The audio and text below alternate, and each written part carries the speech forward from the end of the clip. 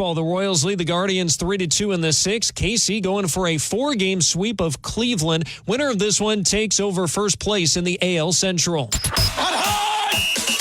It's time. You know what time it is? The game for Tuscaloosa's longest-running sports show. The biggest goal of our team, especially in the first half, we at Bama, we're trying to be the best. Always is to win a national championship. Something cool to look back on. We don't want to waste a failure. You're inside the game. John Mechie on the ground. Appreciate your interest in the game. On your home for Alabama sports. Alabama wins. Tide 100.9 and streaming on the Tide 100.9 app. Powered by Tuscaloosa Toyota. Now, here's your award-winning host, Ryan Fowler. And a big good afternoon to you. Welcome into the game. T-Town Tide 100.9, 1230 WTBC, your home of Alabama Crimson Tide sports. We're going to have some fun today. I hope that we'll set back. We are going to continue our score prediction day. We do that for 2 days simply because of the volume that we're able to take. I think we took 24 predictions yesterday. We'll do that again today. We're always giving away big prize packages. We love it. We love to reward our listeners. It also creates a great conversation when you look at it. Now we're on a Wednesday. We are now 3 days away. Can you believe it? Thursday, Friday. Follow me, Auburn fans. Saturday, Alabama Crimson Tide football gets started. The buzz is beginning to build. I know that we've had several callers that they could have probably played this game 2 or 3 weeks ago, but I think Alabama seems to be pretty comfortable where they're at. We had our final media availability. You checked that box. Didn't that feel nice? The last media availability publicly. Now, you will have Kalen DeBoer coming up a little bit later right here on this station. Remember to download the Tide 100.9 app. It is a free download, Android, iPhone, Google Play, and you can listen to all of our shows from morning 6 a.m. with Martin Houston, Wimp and Barry, 7 until 9. Inside the Locker Room, 9 until 11, the Gary Harris Show, WVUA Sports Director, and our very own Gary Harris from 9 until 11. Wyatt Fulton, our digital editor, program director, also part of T-Town Sports Daily from 11 until noon. Christian and Corey Miller from 12 until 2 on the Miller's Edge. And then we pick it up every day starting at 2 o'clock with the game. And we'll get you all the way to the coach's show. Hey, Coach, the first 30 minutes. And then Kalen DeBoer will step up at that podium for the very first time. When you look at there, he's also going to be along with Jalen Milroe there. I'm getting a sign here. There was something else you wanted me to add to that? I was just saying, not to No, yeah. Second time. He did one in the spring. And it was extended. So they did some players, but wasn't that a brief? Was it a full length? I'm trying to think. We didn't even call it the Kalen DeBoer show. It was still on the Monday evening, right? So it was very brief. So I didn't mean to correct you while you were on you're there. fine. You're fine. No, but I do remember because you're programming all that stuff. I do remember because they did like 3 additional shows. That was Wilkin Formby was the first player, by the way. Kalen DeBoer did tell us on a press conference coming up earlier today on the SEC teleconference that will now be, you'll hear more of a reference on that. I think you'll hear that quite often because there is a coaches teleconference that Nick Saban's always been a part in. Now they've got a morning team, so I think they've even had to push that back to 11:30 is his availability. So Kalen DeBoer did say that they would be in a 6-man rotation on that offensive line. So you look at that rotation from and we thought that this was going to be the case, even though Wilkin Formby has probably taken the majority of those first-string reps. They've also got to make sure Elijah Pritchett is ready to go because he's the backup tackle for both, not just the left. But and I'm not, the depth chart at some point. Kalen did say last Thursday that they would release a depth chart at some point this week. Now, we don't know when that is, and you're anticipating, but, a great Hall of Famer, wink, wink, that is going to be one of those honorary captains has been asking me for it. I'm going to get it to him very, very soon. He just happened to wear number 12 jerseys. So one of the most iconic players to ever play here. He loves to have the flip chart right there. And I promised him, I made him a promise that as soon as they get it to me, I will drop one in the mail for the Legends. So, hey, listen, when you're Joe Willie, you can get those kind of favors. So, but hey, as soon as he gets it, we're going to be excited, but so is Joe. So we'll get that to him. And we talk a lot of Alabama Crimson Tide football on a depth chart standpoint here. We will get that depth chart and we'll see. But injury wise, they seem to be good to go. Jeremiah Alexander is really the only hold back. I know a lot of people have asked us about Jaden Roberts. I've seen videos. I've seen actual still photos. He looks like he's ready to go. And Coach Cap also confirmed that earlier today that, he's made sure they were cautious, but a lot of that was precautionary to make sure that they stabilized it with that minor surgery. So we're going to dive in a lot of different things today. We will take scores, but we're also going to have a pretty good big guest lineup. One of the honorary captains that is going to be for this weekend is Wallace Gilberry. Wallace Gilberry, and I love Wallace's story. I think when you think about a young man who did not have an offer to the University of Alabama until he went to the Mississippi-Alabama All-Star game. He got an offer and came to the University of Alabama. We'll ask Wallace about this. I think this is really a lot of fun. But when you think about 2008, he was undrafted. So once again, people doubted Wallace Gilberry. And he played from 2008 to 2016. So what is it, 8 years in the National Football League? So Wallace Gilberry was also Nick Saban's first double-digit sack guy. So he had sacks when you look at the technique that he was able to show, and that's really how he won his scholarship in that Mississippi-Alabama All-Star game. Now, I will say this, reminding you that the Alabama-Mississippi State All-Star game, Alabama versus Mississippi, that was not something that was held in January. It was actually held in June. So he didn't get the Alabama offer until June. His guy was, I think, headed to a junior college, and then he went over and dominated an All-American, parade All-American who went to Mississippi State. And I believe his last name was Powe. I think Powell or something like that, something like that. But Wallace Gilberry just absolutely ate him up in this game and got the offer. And then he comes to the University of Alabama. Then he goes undrafted, and once again, they're doubting him. So we're going to welcome him back, a first-team All-SEC guy, Nick Saban's first double-digit sack guy, and listen to where they went, because now we see, sacks are more common in this Saban system. You've had a really good run here with Will Anderson and Chris Braswell and Dallas Turner, and you could even go back. But from Wallace Gilberry to Tim Williams, nobody reached that double-digit sack guy. So you had Wallace Gilberry, and then you had Tim Williams. So that was a big gap that we really did not have. So we'll talk about Wallace Gilberry, and we'll talk about some things that he looks at when his expectations on this side. He'll be one of the honorary captains. He'll be signing at the Bryant Museum. So we're going to dive into that. We're going to talk about that. Tyrone Protho, with his teammates, going to be there in one of the greatest catches in Alabama football history. I think it displayed DanielMooreArt.com. But we're going to dive into a couple of different things, because we do have little butterflies. We do have some, like stomach bug, right? Not stomach bug, but kind of just butterflies, right? You just a little bit of pregame jitters. Kalen DeBoer was asked about this earlier this week, and this is how he responded. Well, I talked to the team, and I think what it really comes down to, and are you asking specifically for me?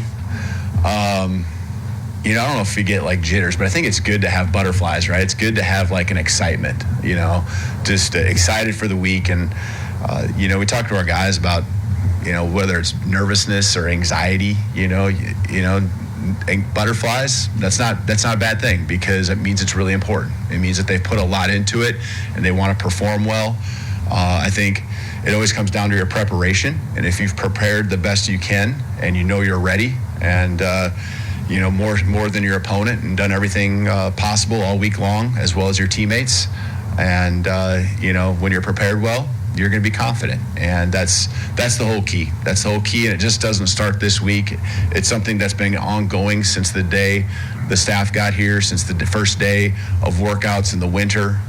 There's just a mindset that's been happening. And we talk about creating an attitude, not installing special plays that help your attitude. You create an attitude all year long. And so, if you're anxious and things like that, it means you're a little bit unsure. And so I really, I'm excited about the way we've prepared. And so, it's going to be important to these guys. For me, I think it's just a matter of making sure, again, I'm prepared with all the things, whether it's the schedule leading up to kickoff, whether it's just making sure, all the staff is aligned with our communication and how we want that to flow, that our guys understand, all the little details, especially a first game. We've gone through that over the last couple of weeks with little mock games and mock Saturdays, and talked about the hotel on Friday and Saturday, what that's all going to look like. We've kind of wrapped that up on Saturday with some final things in the stadium, just on even which sideline and where the benches are and who's sitting where. And we've talked about the tablets and all that kind of stuff, and the coach to player communication. There's a lot of new things even this year that are specific to college football, but obviously there's even more when it comes to a new staff and just everyone being on the same page. So there it is when you listen to Kalen DeBoer, and we'll dive into it. We got Wallace Gilberry coming up. We're going to do that. We're going to talk coming up at 3 o'clock. We'll talk from Josh from College Football Nerds. So we're going to be a little bit guest heavy. I wouldn't say guest heavy. We've just got 3 guests for a 4-hour show. That's still not too bad. So we are going to dive into a couple different things with Josh from College Football Nerds. We won't focus all of Alabama. We'll talk about some of these bigger games, just kind of get his opinion on a couple of different things. And then Brad Powers is going to join us. And then Bob Ibach is going to talk about a unique item that we're going to be giving away here on this program. But we'll do score prediction day if you want to jump in. But like I said, we got a lot of calls in yesterday. You're more than welcome to jump back in the conversation. We'll talk about a Wednesday as we get past hump day. And Bryant-Denny Stadium expected to be rocking. We'll work in a lot of audio. We're going to have a lot of fun. And we'll take your phone calls on a score prediction day presented by Southern Ale House. We are always powered by Tuscaloosa Toyota, TuscaloosaToyota.com, 3325 Skyline Boulevard, and online at TuscaloosaToyota.com. The great dealership right there on Skyline Boulevard. If you look for Highlander, Tundra, Tacoma, 4Runner, you'll find those. We get great prices at Tuscaloosa Toyota, rental car prices as well, service department, always top notch. But a couple of final days of this interest special, we'll dive into that. We've also got some things about what Kalen DeBoer took over from, because I think this is a fallacy that's out there that Alabama was so depleted. Did they lose a few in the transfer portal? Absolutely. Did they lose everybody? No, that's a myth. It's just not true when you look at Alabama. So we'll talk more about that and kind of some words that he used to describe when he took over for Nick Saban. We'll dive into it. Wallace Gilberry, University of Alabama, all-SEC player and an 8-year NFL veteran. Wallace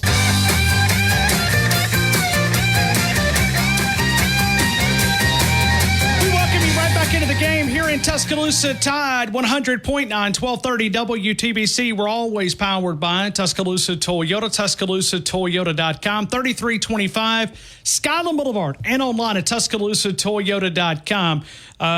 This player is one of my favorite, one of the guys that I covered. I love his story. I was sharing his story just a couple of minutes ago. I'm sure he can probably do a much better job than I can when you look at a late scholarship offer coming out of Bay Minette, Alabama, Baldwin County High School, and down in Baldwin County, I'm sorry. But when you look at Wallace Gilberry getting a late offer because he dominated the Alabama-Mississippi State All-Star game, came to the University of Alabama, ended up being an all-SEC player, into the NFL as undrafted, made it 8 years in the league, and right now it is my absolute honor to be able to welcome in one of the honorary captains for this weekend, along with his teammate Tyrone Prothro. Wallace Gilberry, welcome back to Tuscaloosa, Alabama. It's good to talk to you, my friend. Roll Tide, Ron. How are you, man? Man, I'm blessed, man. I'm truly blessed, man. How about yourself? I'm good, man. I'm good. I'm just trying to. Man, it's good hearing your voice, man. Good hearing your voice. It is good to be able to talk with you. And, I was just reflecting on your story when you think about it. I mean, this deserves to be a book. It deserves to be a movie. I love the story because you didn't give up, man. You didn't give up. Whether it was for high school to college to the NFL, no was never an option for Wallace Gilberry.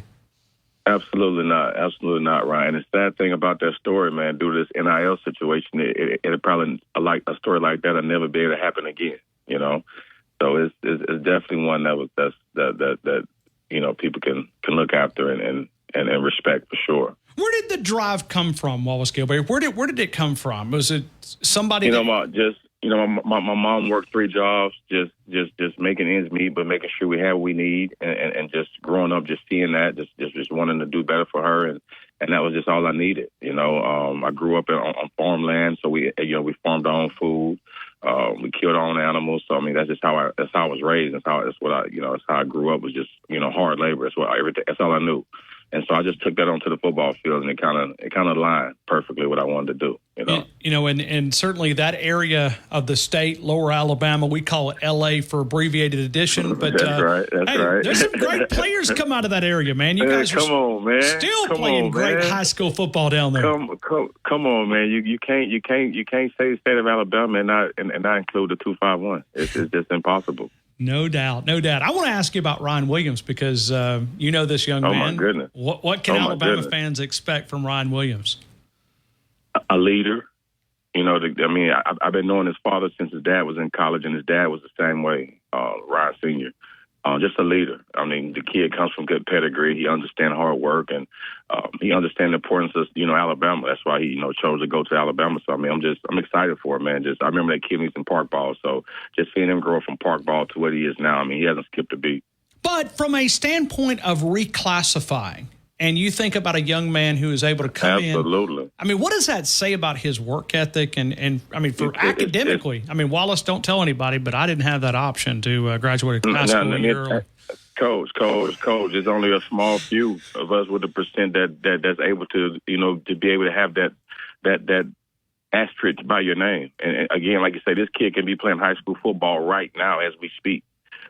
You know what I mean? So the fact that he's going to be playing college football on the highest level you could play on, I mean, come on, man. Like what? Like that's a story, a book that's waiting to happen right there in his own. That's the new book. Who called you after you dominated that Mississippi All-Star game? Then said, "Hey, we have an entrance." Joey Jones. Was it real? Okay, good. Okay, tell me, can you remember that phone call? It was crazy, man, because Joey was actually the coach. He was the head coach of the team, and I had a good week up in Montgomery. But it's crazy about that story, man. It almost didn't happen.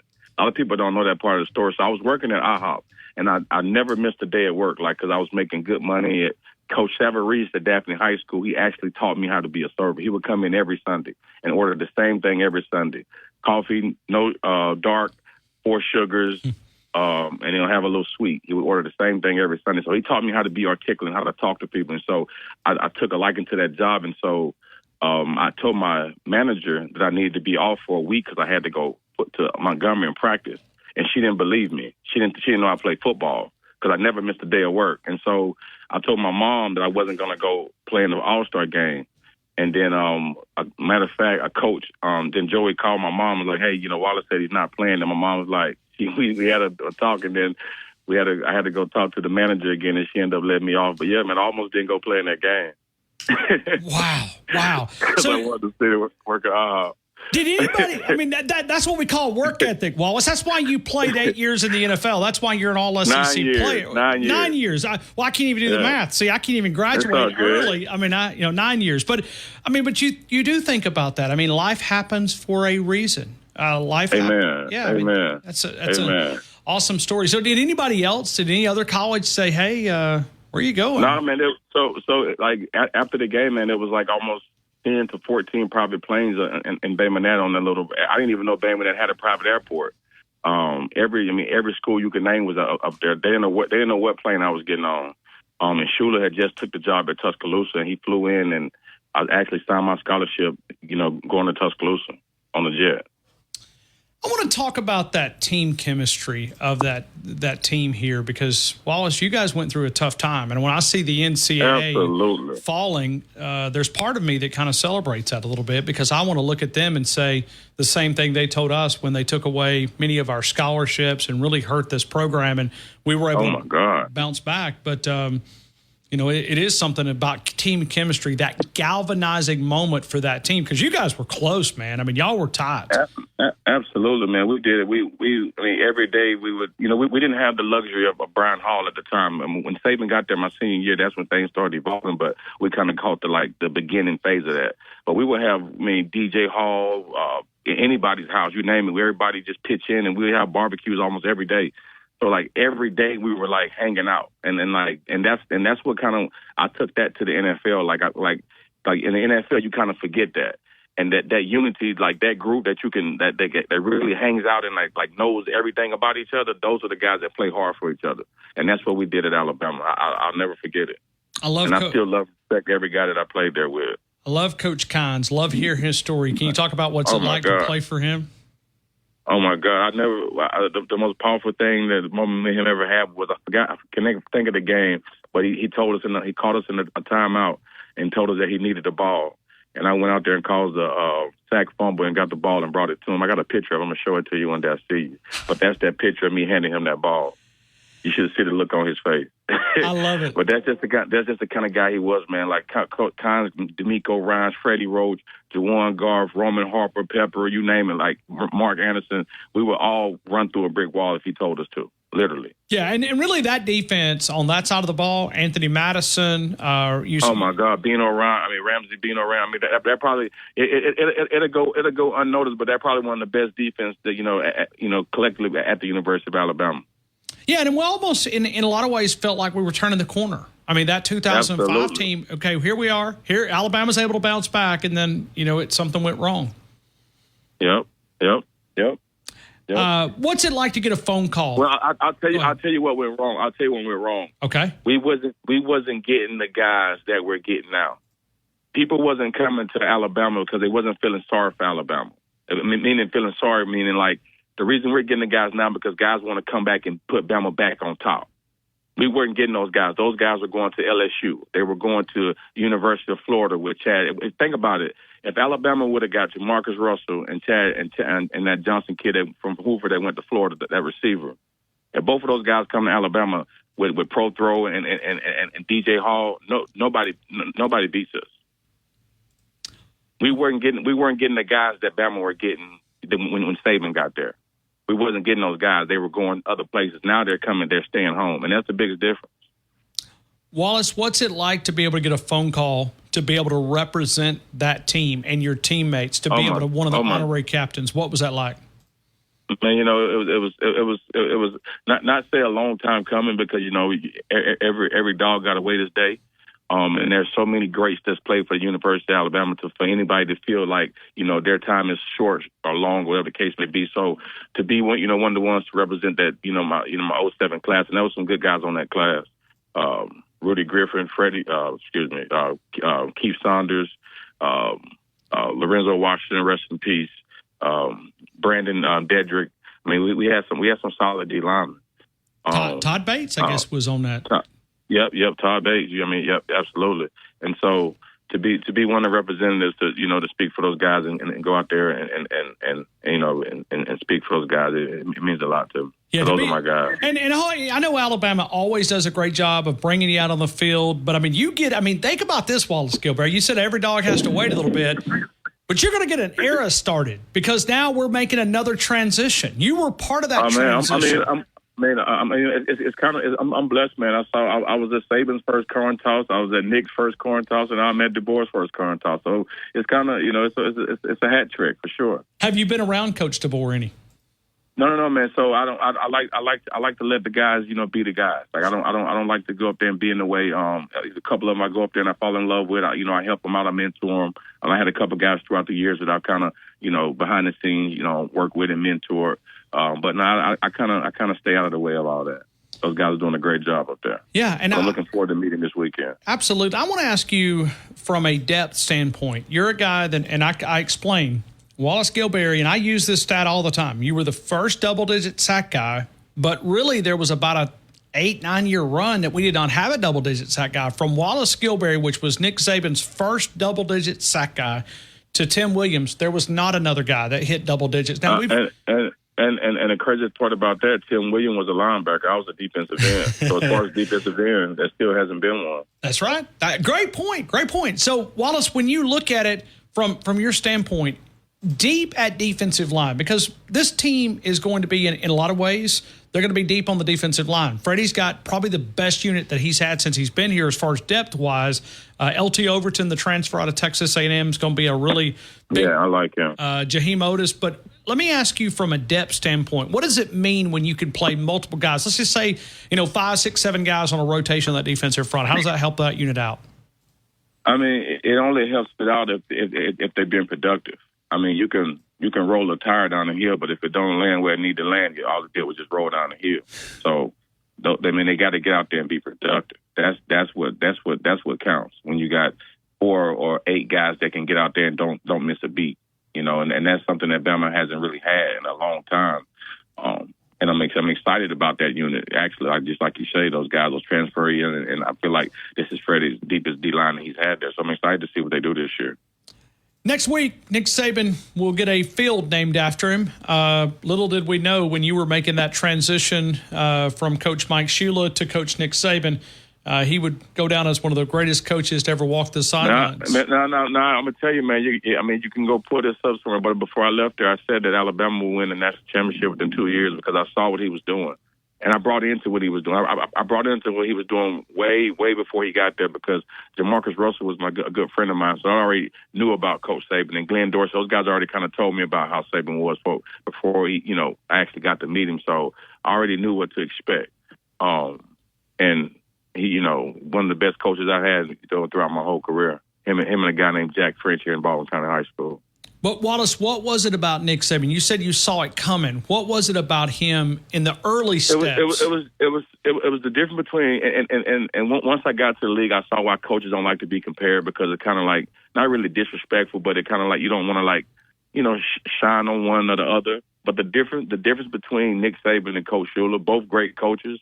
Schuler probably one of the best offensive minds that Bama's had, other than the guy over at Ole Miss, Lane Kiffin. Lane Kiffin. Those two are probably one of the best two minds. And Major Applewhite was good also. He just didn't have the quarterback he needed while he was at Bama. He had a good mind too. But the biggest difference between Schuler and Saban is Schuler never coached his coaches. He let his coaches coach. And that was, and he had some coaches who coached and he had some coaches who was there because, they knew people to get the jobs. Well, when Saban got there, I'll never forget the first day he told Kirby Smart he was going to fire his ass. I never heard a coach say that. Like I never heard a coach talk to a coach like that. So he told Kirby Smart he was going to fire him? Oh my God, man! Coach Saban coached his coaches. Like he didn't. The same level of intensity he had with the players, that's what he had with his coaches. And that's what made I've never seen that. So it made a coach couldn't just be there because he slipped through the crack. Like, if you at Alabama, you coaching every day. Like, not just on Fridays and Saturdays. Your ass coaching Monday through the next Monday. Like, every day. Film.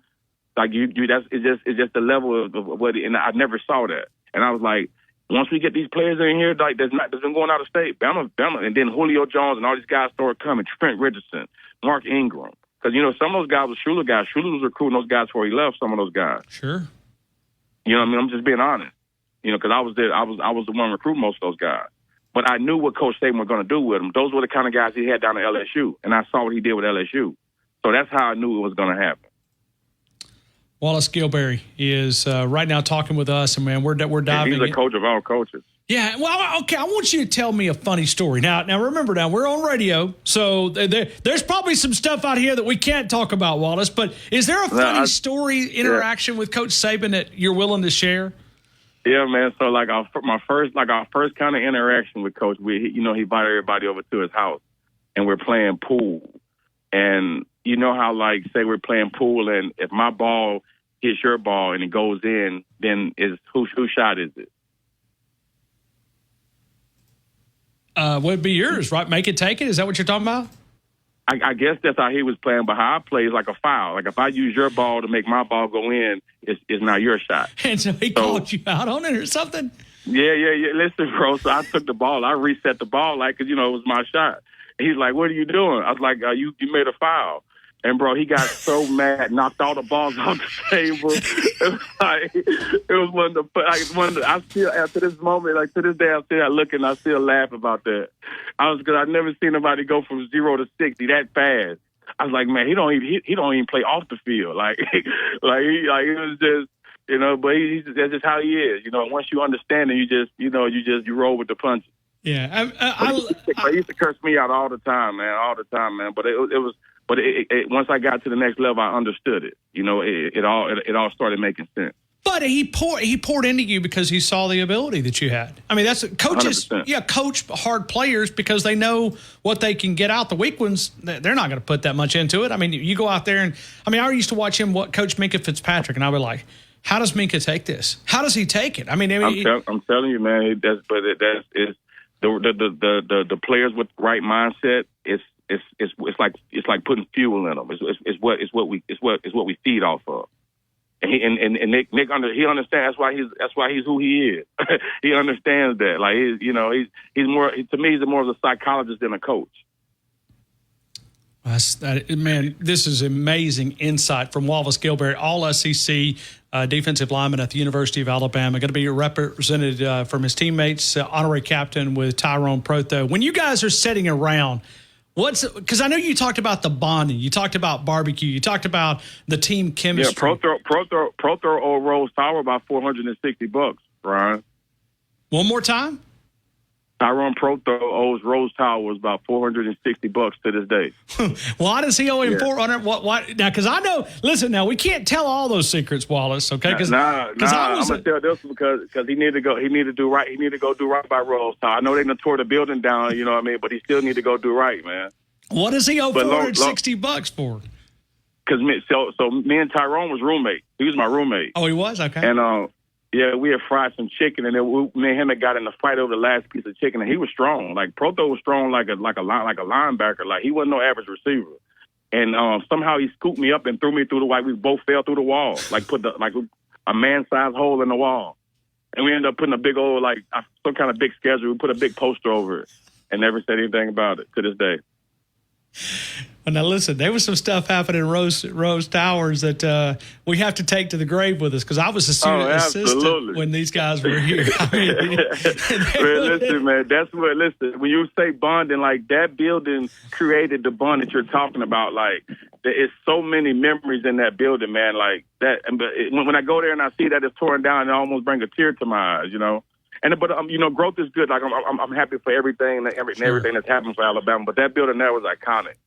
It was, and I mean there was a lot of great stuff at the University of Alabama. So, but let me ask you from a standpoint of you guys get around, you guys have a conversation. What is there topics that discuss? What do you guys get brought up other than a $460 damaged wall? I can't believe Tyrone Pro-Throw. Hey, maybe they'll have him like when he scans his action card, to get in. They'll be like, you're still in debt. We're not gonna get you. Nah. Let me tell you something about that guy right there, bro.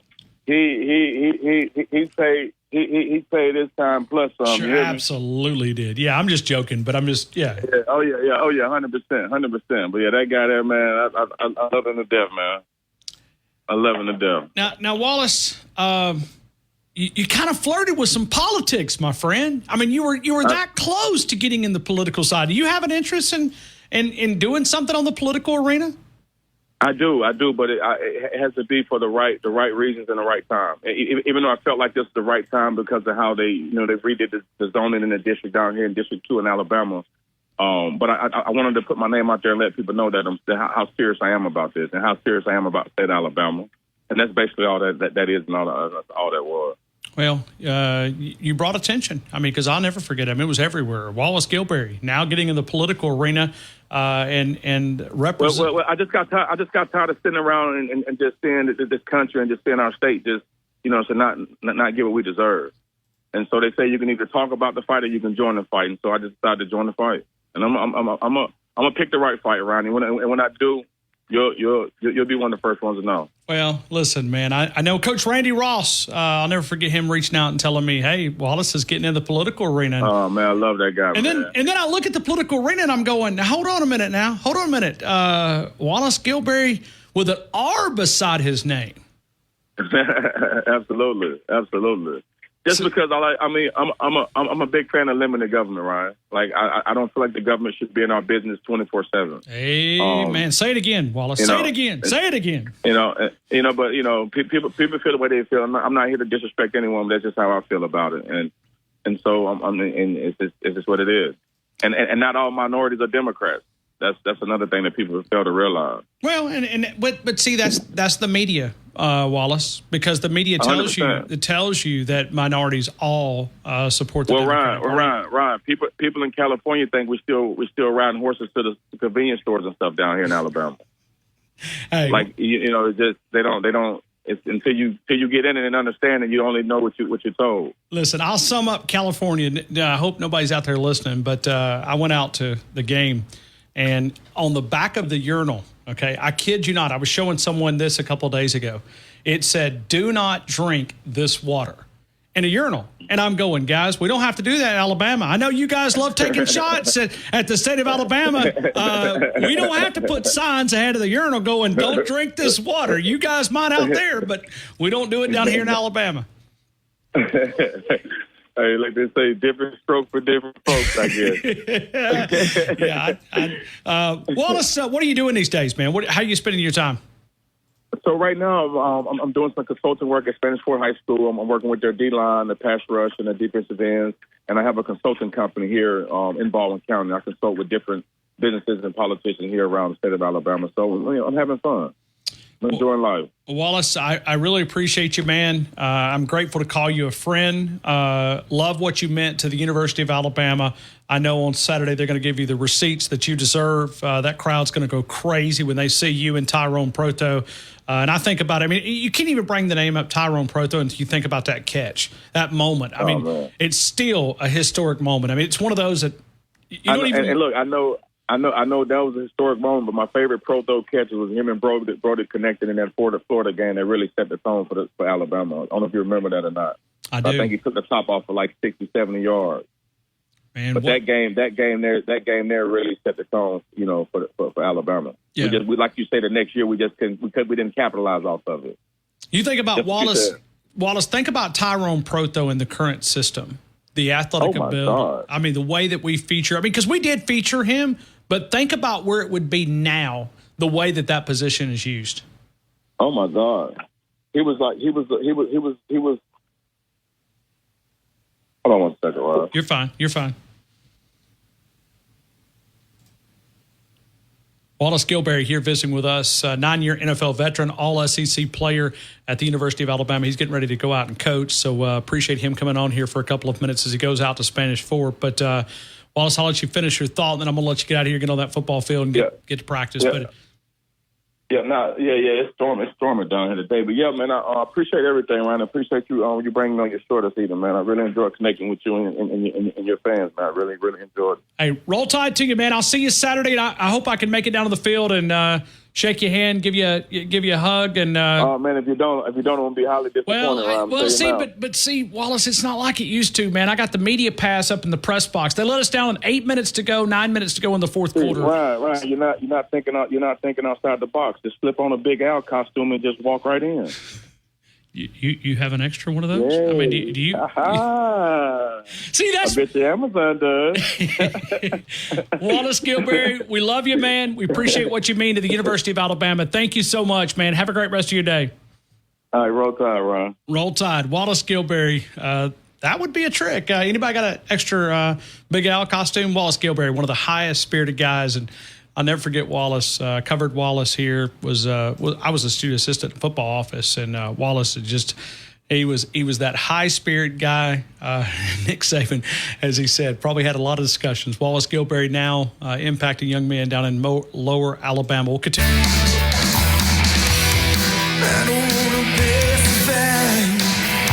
The game here in Tuscaloosa, Tide 100.9, 1230 WTBC. It's Rumsey Environmental. It's a one-stop shop serving West Alabama for all of your waste removal needs. When you have to know it's being done right, that's a time to call Rumsey Environmental. We have shared a lot of stuff on Tide109.com, Tide109.com. You can find it right there on the app, and you can also find it on the website. Man, we're going to dive into a lot of different things. Let's talk about it. Let's take your phone calls. We're doing our Southern Ale House gift card. A score prediction day with Southern Ale House being Western Kentucky. We did take quite a few predictions yesterday. We're doing a Southern Ale House gift card. Thank you, Southern Ale House, Mark Smart. Thank you guys very, very much. Pat's Florist, Dozen Red Roses, courtesy of our good friends right there in downtown Tuscaloosa, 1010 Queen City Avenue.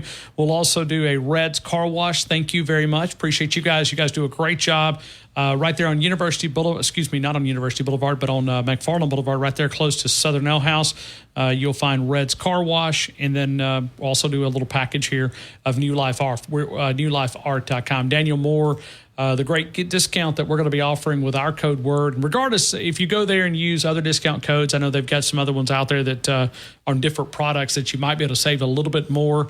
I know that they're always, but regardless, when you do check out, we please ask you that you would say, hey, you heard about it right here, DanielMooreArt.com. I shared the other day with John Hanna. We gave John a big New Life Art print that Daniel had gave me to give to him of him and Johnny Musso. So John Hanna said, man, I've never seen this one before. I was like, man, you've never seen this one before? I mean, when you play that length of time in the pros. And I told him, I said, well, you can sign it and give it to one of these charity auctions. He said, no, I'm going to put this one on my wall. So John Hanna, we appreciate him. And Pigskin kickoff this past Monday, we had Nate Oates, we had Cedric Burns, good friend of mine and a good friend of the University of Alabama, and also someone who's given over 45 years to the University of Alabama. It's just hard to even think about. And then you think about John Hanna. So Nate Oates, Cedric Burns, and the Pigskin kickoff. We raised a lot of money for Tuscaloosa Angels. I think it was a record-setting year. So we say thank you, thank you, thank you. We appreciate you guys. Let's go to Robert in Mobile. Robert, good afternoon. You're in the game. I hope all is well, my friend. Hey, great hearing from Wallace Gilberry. I was listening to him. Yeah, a lot of energy, man. And you know what? He would have been a great politician because he likes to get in there and fight for the people, man. He shared some stuff with me. He's got a really unique platform. He thinks that some folks have been taken advantage of, and I'd love to see him, in the political arena, wherever he's going to get into. But yeah, it was never fun watching him play against my Steelers back when he was a Bengal, though. That wasn't fun.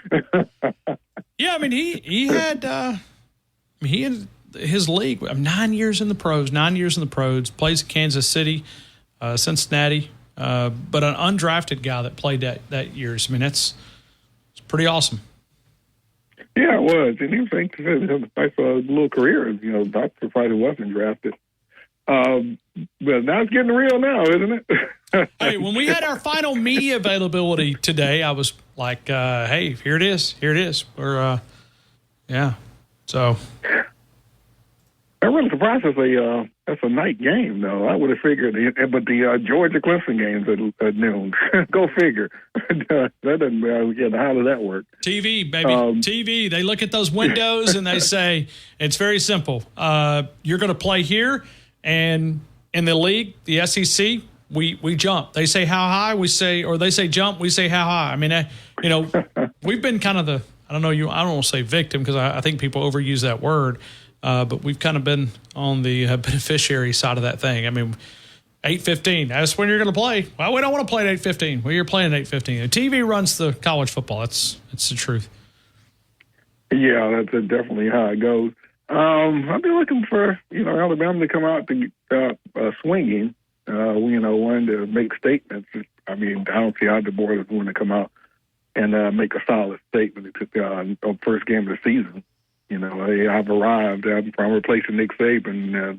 The beat down's going to start now type situation.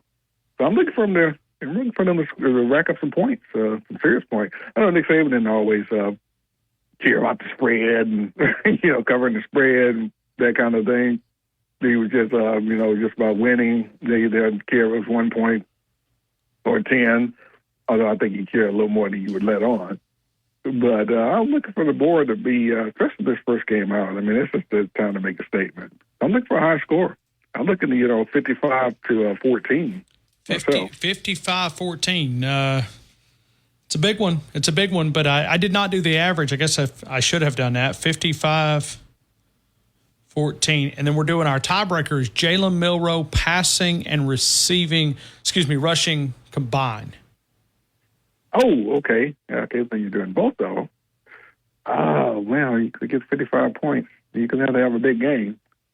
So I'm going to go, let's see, probably he likes to air the ball out, but I'm not sure we got receiver one yet. I'm going to go 275 pass. I'm going to go to 255 passing, and maybe he'll have to get 100 rushing. 355. I'm going to go 355. Robert, there's the Heisman start right there. That's a big number. I like it though. Hey, I'll take it. Take it. Well, it's the money year. It's the money year for him and new coach and the board.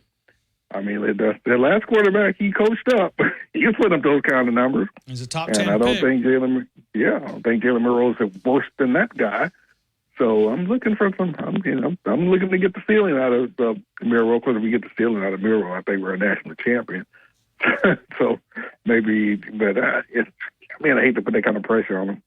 But just look at what he's done with other teams and other players. That's right. So I'm looking for it to be big. So I'm looking out the gate, Western Kentucky, at home, at night. The lights are going to be going. Hey, this is statement day here. You know, where Alabama was like, what's the rankings? I have no idea what the rankings are. Where are we ranked? Well, I mean, it depends on which one you want to go. You want to go coaches? You want to go AP? Well, I guess AP is the oldest, so AP. All right, so the AP, Alabama's 5th, and the coaches, Paul, they're 5th in both. Okay, so the 5th in both. Kind of figured as much. Yeah. So yeah, I mean, number 5, with your good middle of the road, that's where we want to be, and plenty of room to take it away from Georgia, which I guess that would be for the number 1 spot when that game hits. So it's going to be who wins that game is going to be the number 1 team in the nation, and have all that pressure on them. But yeah, I'm looking for a statement. Good point. Hey, Robert, it's good to talk to you, man. I got your score, 55-14. Thank you for participating. Thank you. Have a great rest of your day, man. Thank you, Robert in Mobile. We're going to Josh from College Football Nerds, and as soon as we get done with Josh, we're going to spend a couple of minutes with him. Turner, South Carolina. We're going to get to you. We're going to talk with you. We're going to talk some Alabama Crimson Tide football. I do remind you about R&R Cigars, locally owned and operated. Relax and recharge. R&R Cigars. R&R Cigars. Reagan and Randy Sterner. 1,000 different cigars to choose from. You will find it. 2703 6th Street. Be a great place to hang out, watch a little college football as we get college football started tomorrow evening. Relax and recharge. R&R Cigars. Get that victory cigar, and we'll get DeBoer win number 1, and hopefully many more to come. We'll continue with more. She loves the groove. She loves the loving things. All night. All right, we're going to take some phone calls coming up here in about 15 minutes. We're going to talk with Josh from College Football Nerds, Turner, South Carolina, Marty in Arkansas, Biscuit Bruce, Wayne over in Northport. We're going to get to all you guys coming up here in just a couple of minutes on a score prediction day presented by Southern Ale House. We're always powered by Tuscaloosa Toyota, TuscaloosaToyota.com. But right now, we're going to collegefootballnerds.com, collegefootballnerds.com, CFB Nerds on the Twitter account. You can also find them on YouTube. Josh, I hope all is well. Let's get this thing started in the right way. Happy week 1, Ryan. Hey, absolutely. But, Florida State wishes they did not play in week 0, but, the rest of us are waiting, and we had a chance to watch and analyze. What'd you see? Yeah, well, I think Norvell's still saying that week 0 doesn't count, right? Yeah, it was it was a little ugly. And, I think one of the hallmarks of, our analysis, or at least our channels, we try to be brutally honest. And, I don't want to pump any smoke here. I didn't think that was great football. Now, every year in week 1, all fans are guilty of seeing the football that's being played, and they say, this is bad football, right? Everybody talks about how every team in the country looks terrible because we forget these are 18 and 20-year-old kids. They haven't played a ball game in 9 months. And most of these teams have a lot of holes, and it always takes about 4 weeks into the year before anybody really looks particularly good. Sometimes you got those teams that have 1 million returning starters, and what often happens is they look great for the first few weeks and everybody catches up. But, in that game, there are a few things that are interesting, one of which was the fact that it was a very short game. So a friend of ours, or a friend of our channel, is a guy named Brian Fremeau. Sure. He puts out a website, and I know you're a big stats guy, Ryan, so you're probably familiar with them. They're called the FEI ratings, and he was kind of one of the original partners with Bill Connolly when they did SP+. There used to be something called F+ that they would do, and he talked about in that Florida State game, there were only 14 possessions, meaning each team only had the ball 7 times. That was the fewest number of possessions in a college football game in any game played since November of 2020, 4 years. And I think when people look at that 24-21 score, they're all saying, oh, man, it was a sort of a normal scoring, low-scoring game. I know a lot of Florida State fans are upset with DJU. But the truth is, really the only reason it was a low-scoring game is the game went really fast because they ran the ball a ton. The new clock rules, they don't stop the clock on first down. So if you have a ton of run plays in a row, the clock literally runs the entire drive live. And if you really break it down, I think defensively, that's where the issues were. For Florida State, their vaunted best defensive line in the country looked pretty terrible. Now, I think the D-line was just merely average, maybe even above average. I don't know. Georgia Tech's offensive line is extremely good. but the linebackers were awful. The secondary was bad. That, people like the Alabama transfer, Earl Little, which didn't start but rotated in, just got blown up on the edge, being blocked. But on the other side of the ball, I thought Georgia Tech's defense didn't look much better than they did last year. When Florida State was driving down the field trying to win the game at the end of the game, I mean, guys were just running wide open, and all DJU had to do was just throw the ball anywhere near them, and they'd have a big play. So, yeah, I think there's a lot of work cut out for both those teams, but particularly Florida State. And we said, we talked before, and I told you I didn't understand why they were a top 10 team, and I still don't understand why they're a top 10 team. Yeah, well, I wish I could even post, but I don't text private stuff. But you text me, and I didn't respond, and that was by accident. But I went back and I said, I knew I heard that, and it was you. I mean, you literally said that you had concerns about Florida State. So do you see enough in them that they can rebound? I don't think the roster's there. And, yeah, I mean, I guess that's right. I texted a few people privately. You did. You sent me a message and said, I don't get the hype. Yeah, and I said that before the game, and it was just I went through and I was doing my due diligence. No, Josh. You sent me like on a Monday of last week. So, not even a Saturday. You got this before Nick Saban or ESPN. You sent me that like on Monday of last week and said, hey, I'm not sure I believe in this team. Right. It's a roster problem. I mean, when you have, Royale Williams is a solid back. He's from the area in Tuscaloosa, so I know a lot of people are familiar with him. But he probably was going to be at best their third best tailback. He was going to be number 3 in their rotation this year. Malik Benson was a guy that came in from JUCO at Alabama, didn't really fit in, and probably wasn't going to be part of the starting rotation for them this year. Now, I've heard rumors that they wanted to keep him on the team, but he was going to be a rotational piece. And when Roydale Williams is your number 1 running back and Malik Benson is your number 1 wide receiver and DJ Uiagalelei, who's wasn't good enough to start ahead of Klubnik, who himself hasn't been very good at Clemson, is your number 1 quarterback, that's not the makeup of a top 10 team, right? Like you shouldn't. I think people get so enamored by transfers that they think, okay, well, you bring in transfers and you're going to be better. I mean, I think sometimes when you bring in Fisk and Verse, those were the big defensive front guys Florida State had last year. They were all conference guys before they transferred. Verse was an All-American before he transferred, and people forget that. When you bring in backups from other teams, it may plug a hole where you might otherwise be bad or deficient. Alabama the past couple of years, they pulled in safeties. Like Jalen Key last year was not a guy that was going to elevate the team, but he was a quality guy that was going to keep them from having a deficiency at safety because they didn't have enough experienced guys. Florida State needed these backup players to make their team better. And I will say right now, another team that I'm flagging is Ole Miss, because Ole Miss at corner, one guy starting is Brandon Turnage, who transferred from Alabama because he couldn't start, went to Tennessee, lost a starting job at Tennessee, transferred to Ole Miss, immediately got a starting job at Ole Miss this year. Trey Amos, I know a lot of Alabama fans are high on him. I've heard really mixed things on where he was evaluated in terms of depth chart at Alabama. And those are guys that Ole Miss is not just relying on to plug holes, but actually elevate their team. So I think all these things are really interesting. So give me some other teams that you think. I mean, you talked about Ole Miss, but is there somebody else that just jumps out that maybe didn't match up with the hype? Those are kind of the two. The other one that we've talked about at some and is probably Texas. And hold a little bit there because I think Texas be careful, Josh. These Texas people, man, they got an ego.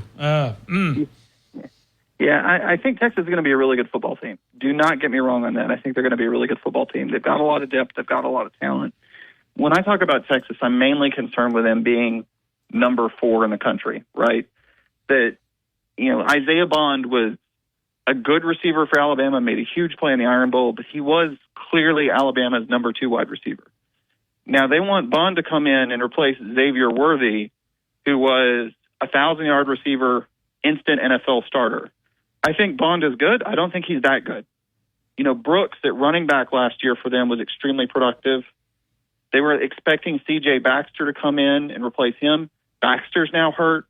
They're probably going to take a step back there. But, when you look at the whole receiving core, those transfers, and it really is basically their entire receiving core is one reserve player and a bunch of transfers.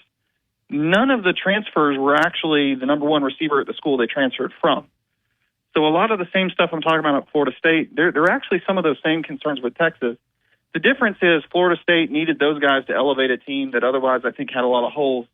I think Texas's core roster is very, very good. I mean, they're a legitimate top 10 team, even if those guys don't produce. That's the difference.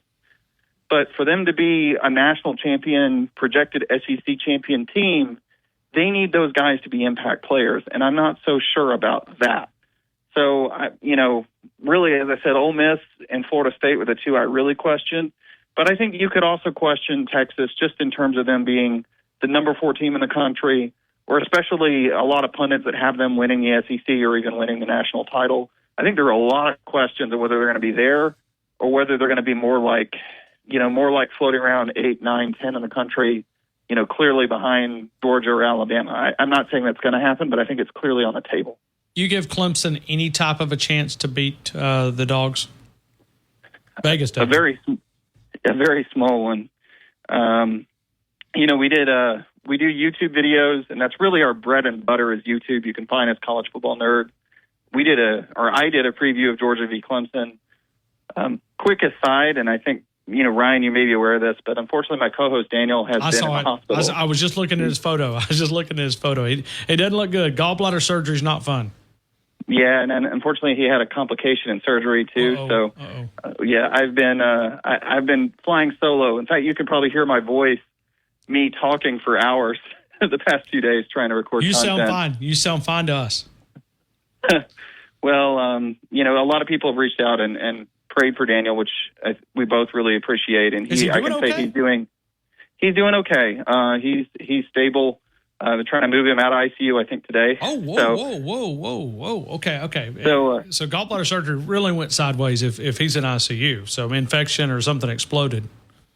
Yeah, and some of that's on Twitter, but I won't speak for him. Just to say, a lot of people have prayed for him, and it's appreciated. But you can find our preview. I will say, like the Georgia Clemson game, online on YouTube, which is mainly me from a live show, and then a little bit I added just last night. But the upshot of that game in Georgia Clemson, to me, is it really comes down to two facets. One, Clemson is losing more defensively than I think people even fully realize. Xavier Thomas, if you're a guy that's really followed Clemson, he played, I think, 6 years there. He's finally gone as an edge player. A lot of those, they had this core of guys on the defensive line, and I really have maintained the key to their 2018 national championship season, the key to them competing with Alabama in 2015 and 2016, they had a generational group of front seven players. Wilkins, Watkins, Bryant, Simmons, and those guys, a lot of the same guys that started in 2015 started in 2018. They played freshmen through their senior year. Some of them played a fifth year. And when they rotated out, there was kind of the second crop of 5-stars, and Xavier Thomas was the big name. Murphy was another guy. They had a couple that just rotated out again. And they're all kind of gone too. And I think their defense probably isn't going to have quite the same pop with the current group of talent without Venables. I think they're going to be very good, but I don't think it's going to be the same level. And then when you flip to the other side of the ball, Georgia has a monstrous front seven still. Maybe not where they were in 2021. I don't think it's quite the same unit, but they're still, Stackhouse and those guys are very good in the front. And this Clemson team just hasn't been great at the line of scrimmage. I don't think Klubnik's been great as a quarterback. They're planning to maybe start 2 true freshman receivers. And I think those guys are good, but to expect these 2 true freshman receivers to come in and make an impact on a team like Georgia in their first collegiate game just seems like too much. I think if this was like game 6 or 7, Clemson might have more of a fighting chance. But just based on returning production and how good those guys are, I have this game as a pretty lopsided game in Georgia's favor. I just don't think Clemson's well equipped to come in here week 1 and beat Georgia. Just let's go back to Alabama, and I want to get you out of here. And we had a great weekend. I mean, if you look at the solid games, whether it's tomorrow evening, Colorado State. When you look at just the world of college football as we get kind of started and kind of filling out, what's this season going to look like. Let's go to Alabama. What do you expect from Western Kentucky? I mean, is there anything there that could put up a fight here? I'm not expecting a whole lot out of Western Kentucky. Sometimes these games, the way I look at them when I watch them, and I obviously do watch them trying to get a sort of a grasp of what teams are, is just trying to look at individual matchups and performance, almost irrespective of not just outcome of the game, but almost stats, right? Like sometimes you see a quarterback.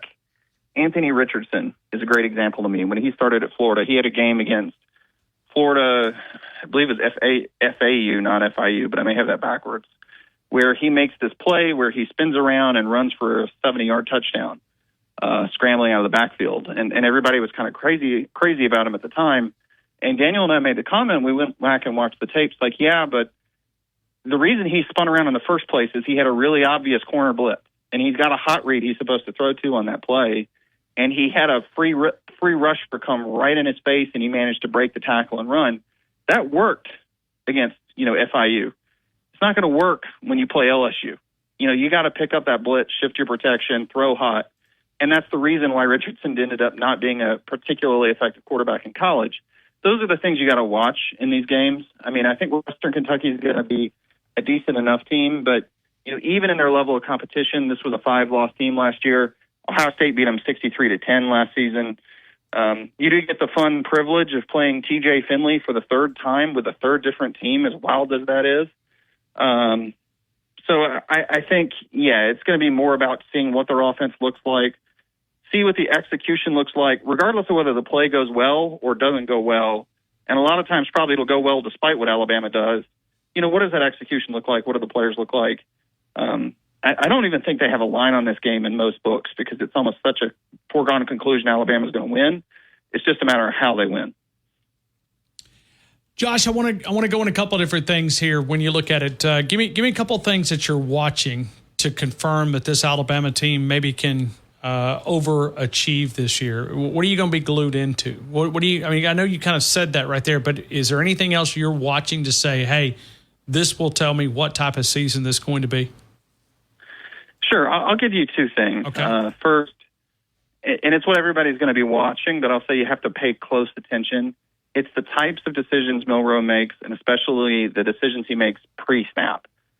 The big thing for me last year with Jalen Milroe wasn't whether or not he can, he has the arm talent or that kind of thing. I think if you made him sit and stand and throw against stationary targets, he's probably, about as good as anybody in that environment. And even post-snap, people talk about his ability to do progressions.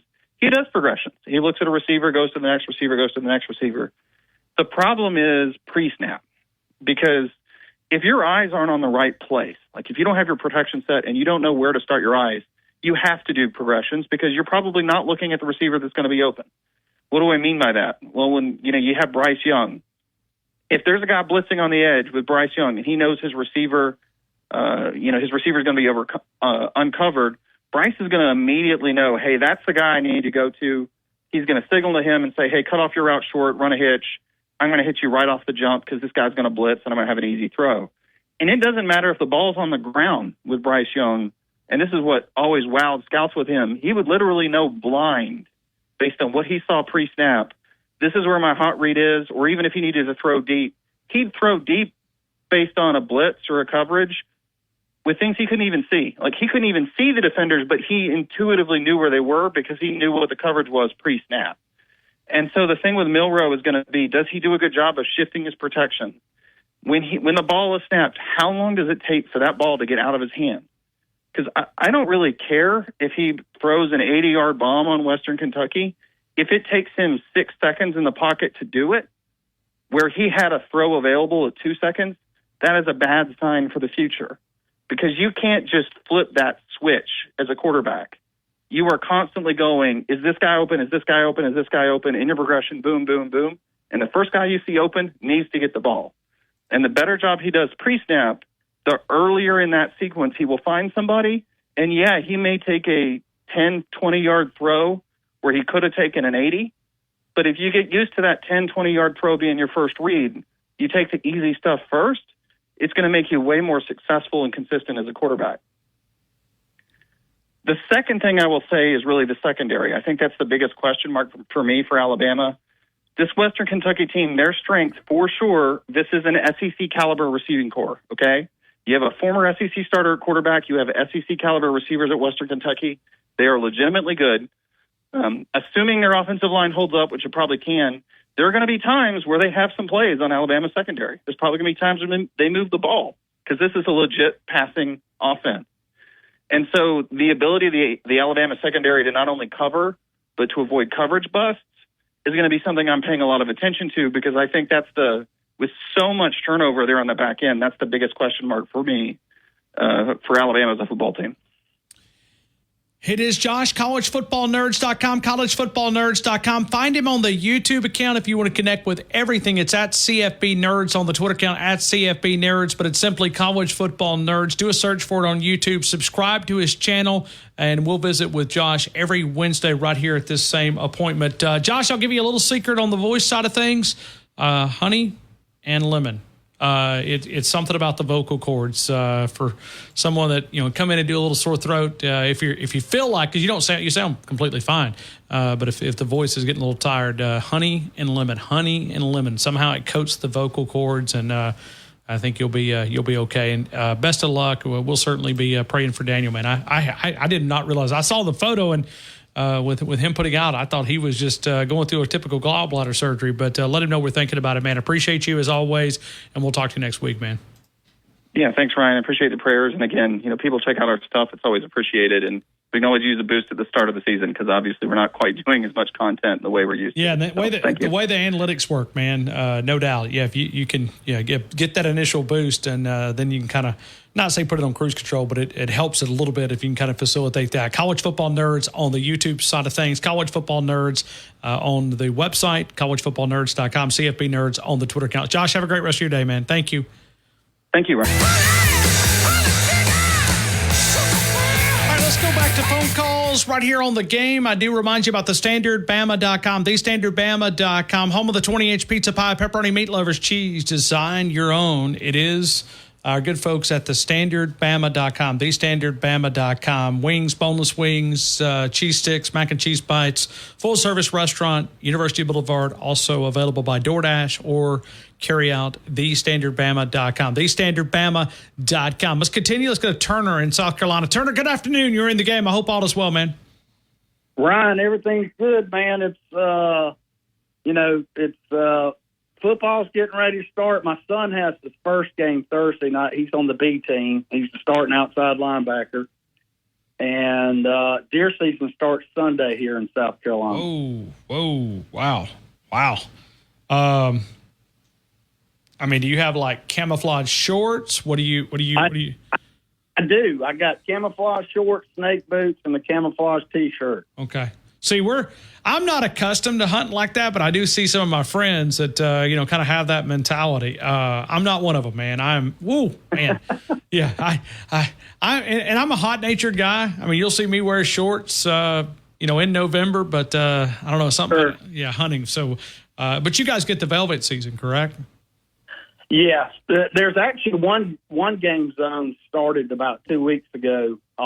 They start August 15th, and it's bucks only until the 15th of September. Oh. And started September 1st. So when does it end, Turner, for you guys? January 1st. Oh, wow, what a season. Okay. Yeah, it's about 4 months, so it's nice. And you guys are y'all not radical like some of these states, and you let you hunt with a gun, right? You don't have to. It's not bow only, is it? No. So bow season for the game zone I'm in started August 15th, and gun season starts September 1st. So then it's gun season. Or if you're in a dog club where they run dogs, that's big here in South Carolina. I think Alabama still does it, mostly down in the LA area. And I know Georgia does it too, but it's big over here, running dogs. But it's hot, and then it gets cool, and that's when it gets nice. Gotcha. Turner, what do you think about this Alabama team? I think my concerns would be secondary. I think offensive line will be solid. I think they'll get better like most lines do during the year. I think running backs are great. Receivers got a lot of talent. Maybe that might be a question mark here. I think we got some, guys that came back, like with Law and Kobe Prentice. It'll be interesting to see how the defense pans out. It's going to be a whole different way of looking at defense with the new staff compared to Nick Saban. I think as Alabama fans that, there may be a bump in the road, and we just going to have to roll with the punches and not jump to the conclusion that the sky's falling and that, it's, hey, if we win 10 or 11 games this year, that would be fantastic to make the playoffs. That would be awesome. I don't think that in the Southeastern Conference you're going to have an undefeated team that's just going to, dominate the whole conference, especially with the expansion of Oklahoma and Texas. That's not going to happen. But that's my take. I mean, I think we'll have a good team. I'm excited about the DeBoer era. I'm going to miss Nick Saban. I saw a TikTok the other night about that went through all the years and his times and his antics and winning natties, and was talking about how we're going to miss the GOAT. And we will, but it's just time to look forward, and look forward to the new season and new coaching staff. Gotcha. Turner, give me a score. What do you think? I think it's going to be 55 to 17. They're going to squeak a field goal out at the end. All right, and then 55-17, and then Jalen Milroe passing and rushing combined. 380. Okay, 380. I got it. Turner, thank you, man, so much, man. Have a great rest of your day. Hey, you too. Roll Tide, Ryan. Take care. Yeah, right back to you. We'll break here. We'll come back. We'll take more of your phone calls. We've also got to talk with Brad Powers coming up at 4 o'clock, and then we're done with guests. We'll have plenty of time on the Southern Ale House gift card score prediction day. We're doing a Southern Ale House gift card. You'll be able to use that at either location. Tomorrow opens the brand new location. It is up on Lake Tuscaloosa, Marina Drive there in Northport, right about a couple of miles north of Winn-Dixie. You'll find that right there on the beautiful lake, man. It is a great location. Southern Ale House, dockside. Going to be opening officially tomorrow. So make it a part of your weekend as we get ready. Alabama Crimson Tide football, 1530 McFarland Boulevard. That's not going anywhere, and all the great entrees. Southern Ale House, 1530 McFarland Boulevard. We'll continue with more of your calls. We'll take those coming up next. T-Town Tide, 100.9, 1230 WTBC, your home of Alabama Crimson Tide Sports. Jackson knocking it out of the park. Alabama abbreviated practice, a little smaller than what they've went. Maybe trying to get the legs back under them this morning. I know we had a media availability 11:15. It actually started a few minutes early. So coaches out there, not a lot. There's only so much you can talk about Western Kentucky, right? I mean, Western Kentucky, 30-point underdog coming in here. Let's go to Wayne in Northport. Wayne, good afternoon, sir. You're in the game. I hope all is well, my friend. Hey, Wayne. No Wayne. How about Marty, Arkansas? Marty, good afternoon. You're in the game, man. How are you? I'm doing fine, Ryan. How are you? It's just hot up here. That's all. It is. Hot. It is pretty warm. 100 degrees, like a football coach told me today. We can't practice in it, but we got to play in it Friday night. He said, I don't know who made that rule. Well, we keep moving college football up. There's really not a lot to, you know what I mean? Like it's high school football, college football, the whole kit caboodle. I know. And Friday night, it's going to be hot on those kids. That's why I said the teams that don't get dehydrated or get hamstring pulled will win the game. That's why I told them. But I'm doing all right, Ryan. Just my car's messed up. That's all. So, I'm doing all right. I hate to hear that. Well, I was right there on 45, and someone ran the red light right there when I'm coming in on 45 out of Tupelo and smacked me. And I didn't have I didn't have my phone yet, and so but the state trooper was pretty nice, and he called. I said, my friend's a state trooper in Arkansas. His name's Daryl Thomas, and he called him, and I got home, and everything was all right. So it was all right. But, Ryan, let me get my score in. I'm going Talk to me. 56-6. 56-6. Let's go Jalen Milroe combined passing and rushing yards. Where do you want to go? 195 because I don't think he'll play the whole game. Okay. I think he'll be out after. I think we'll be far enough on halftime, and DeBoer's going to want to get some of the other players in. I got you, Marty. I got you, man. Thank you. And by the way, Jalen Milroe will be one of the featured guests this evening on the Kalen DeBoer Show, starting at 6:30. Chris Stewart will have that live at Bob Baumhauer's, and all right, thank you, Marty. Hey, Ryan, another thing too. Me coming in when I come in on go home on 43, I know where to go eat at now. That's right. You're up on 43. Yeah, it's about I have to do the estimate, but you turn, you go to Winn-Dixie, which is where everybody I know where it's at because I always get gas right there. I used to go in on 43, come in on 43 and go home on 43, but now I come in on 82 like you told me because it's too lame, but I don't go home on 82 because if I get tired, there's a nice rest stop right outside Tupelo and I can stop and get some rest and throw water on my eyes and all that. So I'll go home on 43 and go there. All right, hey, Ryan, have a good day, and I'll listen today. And then Friday you got the triple, whatever you call it, right? SEC Parlay Picks presented by Brian Harden Construction. Marty, thank you so much, man. I hope you have a great rest of your day. Thank you. Hope you get well soon. Marty was headed down to the John Hanna Pigskin kickoff and had a car accident, so I hate to hear that there. We're going to get to Bob Ibach coming up here in a couple of minutes. We got Brad Powers.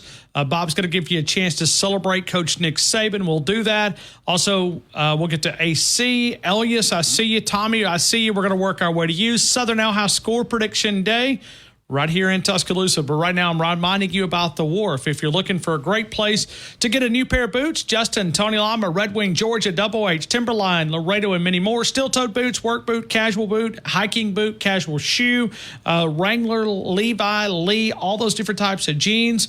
You know, we were talking about camo a couple of minutes ago with Turner in South Carolina. Even though we got dove season starting here in September, you can find our good folks right there at the Wharf since 1976, a long-standing tradition. It's on McFarland Boulevard. It's between Elgron and Blue Plate, right there past the old Winn-Dixie that is now closed down. It's in the newly renovated shopping center. You'll find the Wharf, the Workin' Western headquarters for the entire family. They're open until 6 p.m. Workin' Western wear for the entire family. You've also got leather motorcycle apparel as well. You got the chaps, you got the vest, you've got the all the different options there. We'll continue with more of the game. We've got Bob Ibach coming up here in a couple of minutes. T-Town Tide 100.9, 1230 WTBC, your home of Alabama Crimson Tide Sports. No appointment necessary. The super doctors who live and work in our area. It is MedCenterUrgentCare.com, MedCenterUrgentCare.com. And right now, I've got to know this guy. You know, we talk about the trophy cabinet at the University of Alabama is full, right? They've had to extend multiple times, not just one time, because, you know, you don't build a trophy room and have all these empty cases. Auburn. We're kind of looking at you guys. You guys have got an empty trophy cabinet across the state, but Alabama keeps having to extend the football building simply because of the growth of the university. When you look at all the different things, so I've got to know Bob Ibach from Nikco Sport, Nikco, and they are going to be doing something to honor Coach Saban. And let's talk about it. Bob, it is so good to be able to catch up with you. Thank you so much for jumping on for a couple of minutes. Well, I always enjoy chatting with you, Ryan. Over the years, we go back quite a bit. Done a lot of things for Alabama football, and it's just been a joy to watch Coach Saban over the years since he came aboard. And I remember when I was a sports writer back with the Baltimore Sun, covering a lot of college football back in the 70s. You know, everybody talked about Alabama. You talked about Bear Bryant, and I never, in my greatest imagination, thought that one day I'd be sitting here talking about probably, I think, the greatest coach in Alabama football history. That's no knock at Bear Bryant, but what Nick Saban did and has accomplished before he retired after last season was just unbelievable.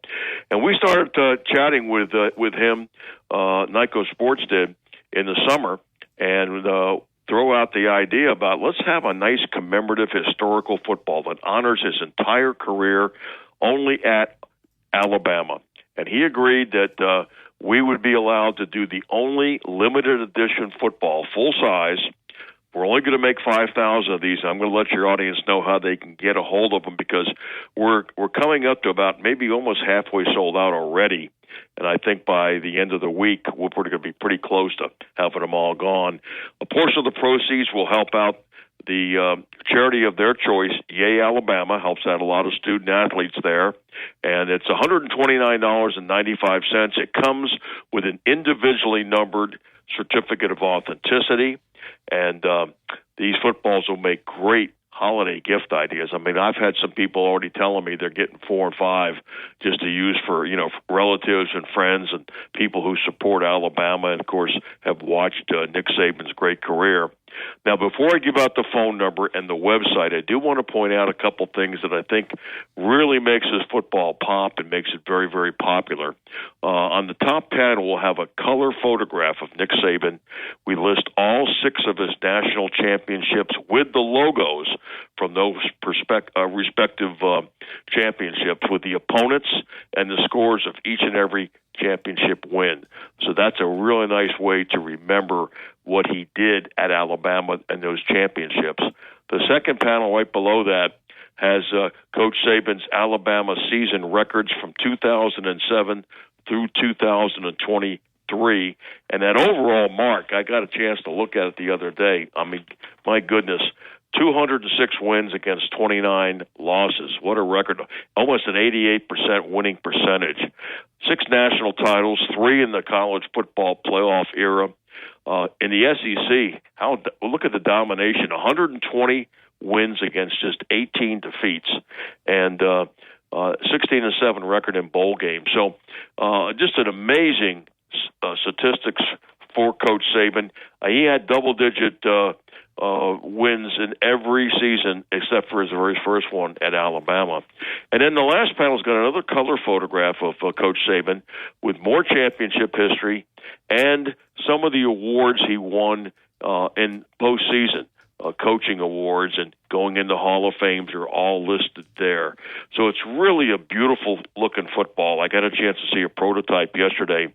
If you'd like to get these, they're $129.95 each, and a portion of the proceeds will go to Yay Alabama. We've raised through charities now, and I know your station there and your great audience in Tuscaloosa has been a big contributor to that, over $3.1 million in the last just 6 or 7 years.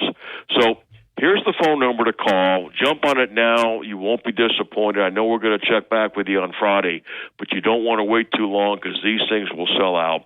It's 800-345-2868. That's 1-800-345-2868.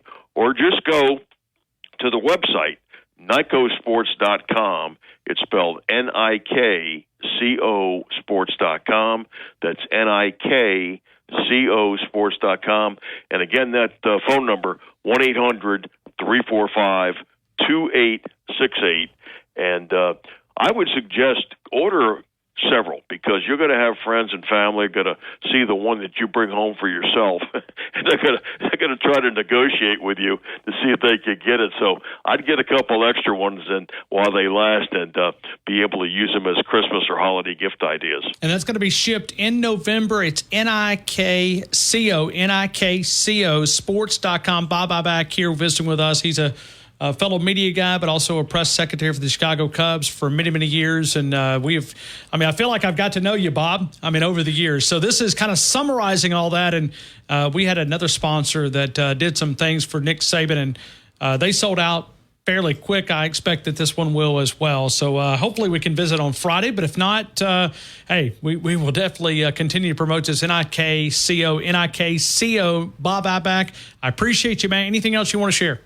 Yeah, Ryan, I just want to, my son Kevin is with the Tampa Bay Rays. He's been in Major League Baseball for 24 years. He's the assistant general manager with the Tampa Bay Rays, and he's gotten to go to several different Alabama games down there. And he told me, Dad, he says, that is an awesome spectacle of seeing the crimson colors, and on a sun-drenched afternoon, he says, I know you've covered a lot of college football games. I never got a chance to cover a game in Tuscaloosa over at the stadium when I was a sports writer with the Baltimore Sun, because I was covering both University of Maryland, my alma mater, and Navy football.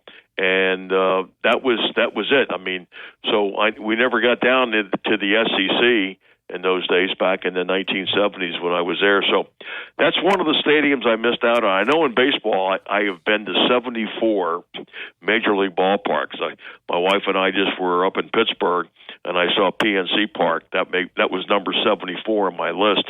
But yeah, I got to get down there sometime before I leave this earth, because I've been told by so many people, you haven't seen college football till you've seen the game at Alabama. I would agree. I was telling somebody earlier from South Dakota that exact same thing. I said, you cannot go, if you're a college football fanatic, this is a shrine. And by the way, next week we'll rename the field, or name the field after Coach Nick Saban. So this kind of goes hand in hand with what we're talking about. NIKCO.NICOsports.com, NICOsports.com. Hey, Bob, I appreciate you, man. Thank you again for being a part of our show. Hey, Ryan, I always enjoy our chats. I look forward to talking to you again on Friday. We'll catch up, and hopefully we can knock out a few more, because I want to raise a lot of money for Yay, Alabama. Hey, Yay, Alabama is one of the reasons why the team and the basketball team and all the athletic events continue to be at a high level. Bob, thank you again. All right. Have a good day now. Thank you, Bob Iback, helping us out. We'll continue with more of the game. We'll take your phone calls. We've got Brad Powers coming up, and then he'll be our final. In fact, that's Nate Oates' favorite group. Had a great speaking engagement early this week with Nate Oates, and we're now 68 days away from Alabama Crimson Tide basketball, brought to you by Alabama Credit Union. Alabama Credit Union, alabamacu.com. Reminding you also, we're 3 days away, one Trent Richardson away from Alabama Crimson Tide football. And now let's talk about it with Brad Powers, Brad Powers Sports, Brad Powers 7 on the Twitter account, and then we're all phone calls the rest of the way. Brad, take a deep breath. I know you're digesting week 0 and getting ready for week 1. I hope all is well, my friend. Hey, thanks for having me. It's finally here. Yes, it's like is. a kid before Christmas. Yes, it is. Yes, it is. Now, were you one of those that had to wrap your presents one at a time, or did you guys just go all in like college football does? That's a good question. We weren't. I was extremely poor growing up, so it was kind of hit or miss depending on how my dad's job went for the particular year. I promise I'm not asking for any tears to cry me a river, but it was, let's just say, less bountiful than a lot of my friends growing up. Gotcha. Well, Christmas is here for us college football, but let's go back to week 0. Your big takeaway from week 0. I mean, you got to go to the Florida State Georgia Tech game. I mean, you know, a shocker. I mean, you got a 10.5-point underdog winning outright. Not only winning outright, and I know they kicked the field goal in the last play of the game to win, but I mean, to me, I thought Georgia Tech clearly was the superior team. In fact, I thought it was kind of unfortunate for Georgia Tech that it had to come down to the last play. They controlled the line of scrimmage, which was supposed to be Florida State's strength, both O-line, D-line. Didn't turn out to be the case. DJU looks like he is who we thought he was the last couple of places that he's been. It doesn't look like he's gotten any better. So, you know, really down on Florida State. I mean, that was a team that I bet to win the ACC, and now they're really behind the 8 ball, to say the least there. And then, you know, on the opposite side, I was kind of down on Georgia Tech, not on the team or the coaches, but they played by far the toughest schedule in the ACC, Notre Dame and Georgia in the non-conference, plus all the big boys in the ACC. So I didn't even think Georgia Tech was going to make a bowl game this year, and now they're live. So, boy, it was not a good week 0. I can say that. There was a lot of results that did not go my way. Brad, I want to dive into this week, and let's start with tomorrow evening's game. Colorado, help me out with the line. Give me the line as far as North Dakota State tomorrow evening. Colorado minus the 10. Yeah, I think 9.5 is probably the consensus line right now. I would say if you got 10 and you want to take the double digits with North Dakota State, I mean, as always, shop around, half point around a key number. I mean, that's it. That's the name of the game. Half points around key numbers. I mean, that's the difference between being a pro and a Joe, winning and losing, living and dying. So again, if you want that, take the double digits. But you know, I don't think it's a high value game. And keep in mind, I bet this game like 6 months ago. That's how long this line's been out. I was thinking I was going to get value on North Dakota State. Just has not been the case. Colorado did a little bit better in the portal than I expected. North Dakota State's banged up. One of their top defenders is out.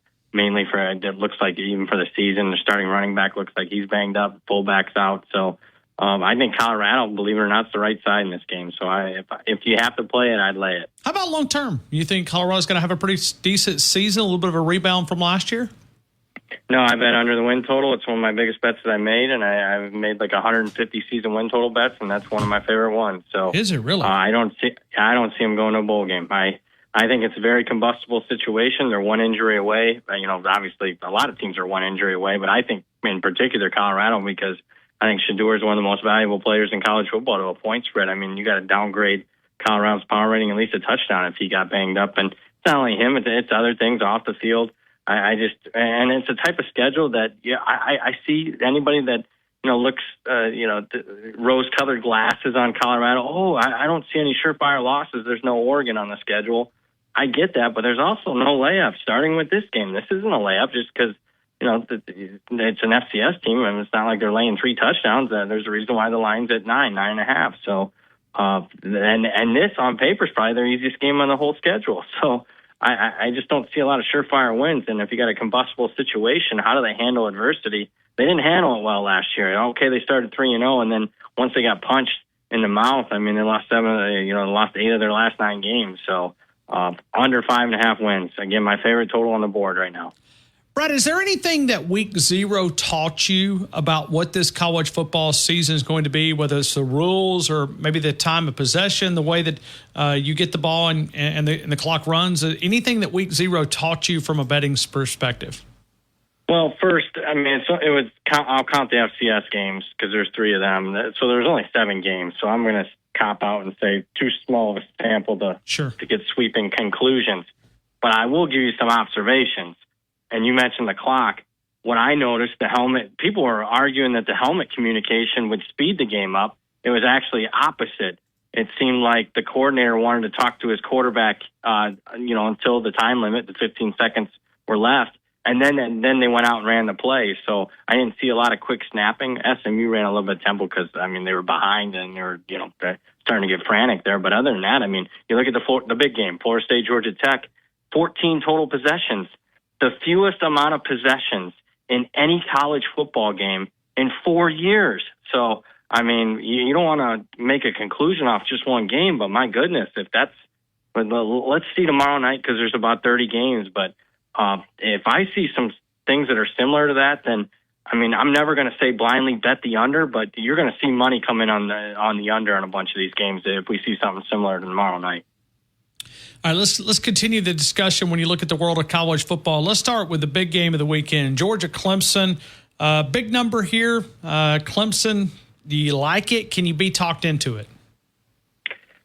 I don't like it. I mean, if I had to bet it, I would lean Clemson at this point. Georgia's fall camp's just not been good on the injury front, on the news front. It has not been ideal. I mean, we'll see what ends up happening with ETN, the running back. My guess is they'll fine him instead of suspending him because the backup running back's out. So you know how Kirby plays. Kudos. I like Kirby, but my goodness.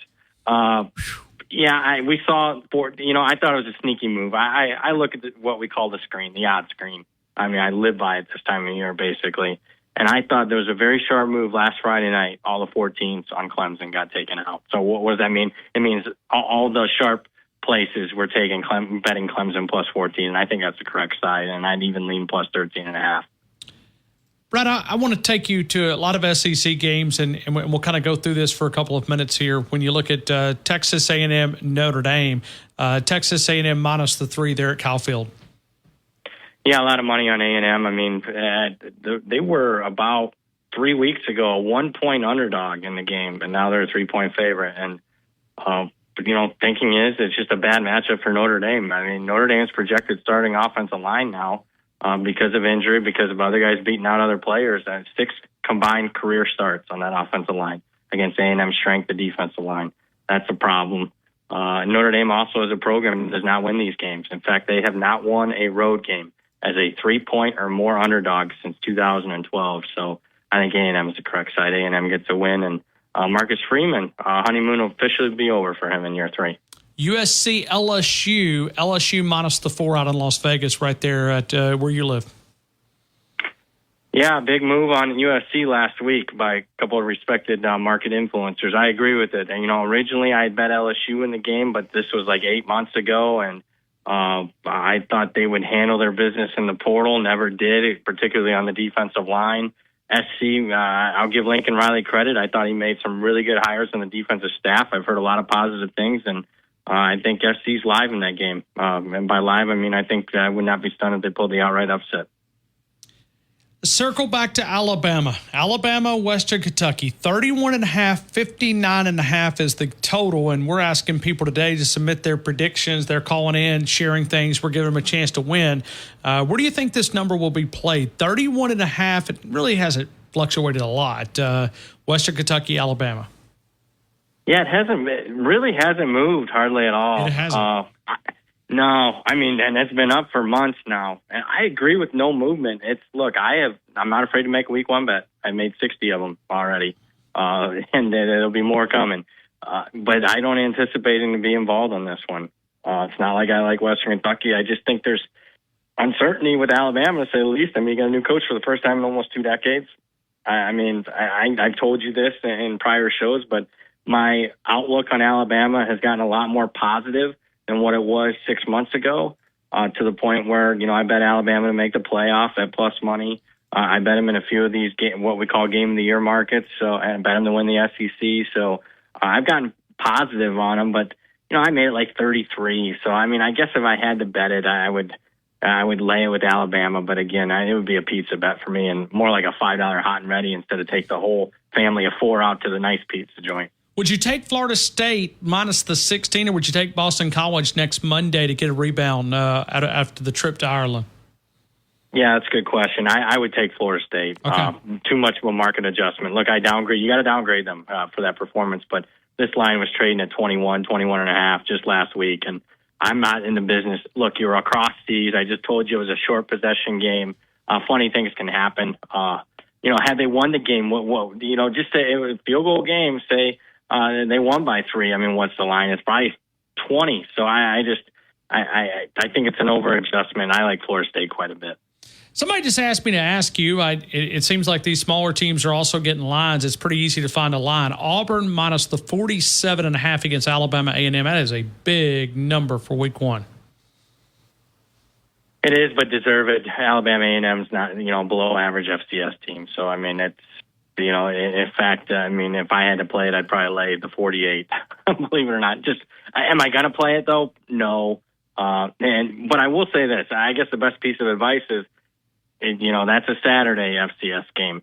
We got a bunch of them tomorrow, and if you see like a lot of the big underdogs, because it's slower tempo and there's lower scoring, and a lot of those big dogs are cashing like they did in week 0, where the underdogs covered every game. You'll start to see the Alabama A&Ms of the world, the UT Martins, the North Alabamas, all those big-time FCS dogs will start taking money. Brad Powers Sports, Brad Powers 7 on the Twitter account, Brad Powers 7, BradPowersSports.com. He's a professional handicapper that we'll feature every Thursday, doing a day early because there is a ton of college football games. I mean, it's here. It's here. Not just week 0. That was the bread and butter that we always get before the steak, but here comes the steak. And, I mean, it's like everywhere. College football, and then, hey, we'll throw the NFL in next week. We'll talk about it, Brad. I appreciate you as always.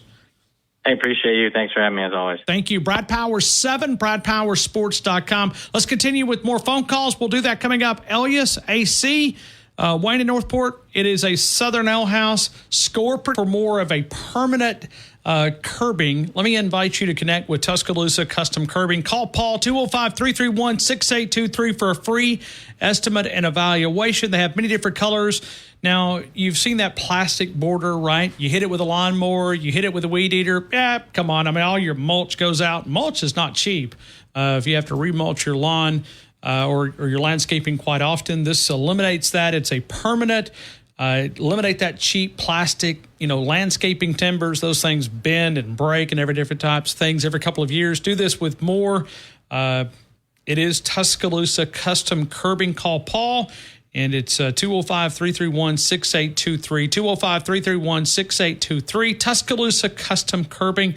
Your One-stop shop right there. Look on Facebook if you know what I'm talking about. The decorative stone, but this is permanent. You know, if you want to invest in your property, it is Tuscaloosa Custom Curbing. Let's continue. Stephen, Raleigh, North Carolina. Stephen, here we go. 3 days away. Hope all is well. Ryan, you was excited to talk to me today. You I know it. I know it. Yeah, and I would have ticked a lot of people off, Stephen. I was just hoping, hey, I was only on like a call for like a minute and a half, and yeah, here I am. So my apologies, man. I went to you very, very quick. No, that's good. That's good. You got 3 days away. You know, and I almost made it through August for this year without a mistake, and here I am. I mean, I made my first one today of 2024. Well, you're doing pretty good if it's your first one in 2024, yeah, that's Ryan. That's it. That's the only one I've made is going to you early. So, yeah. You know, well, that and casting my vote early. I voted early, you know. So. Oh, okay. Yeah. You got your other 1,000 ballots over there in the office with you. I did. Now? Yep. I got them. I've been filling them out during the break. So. Oh, okay.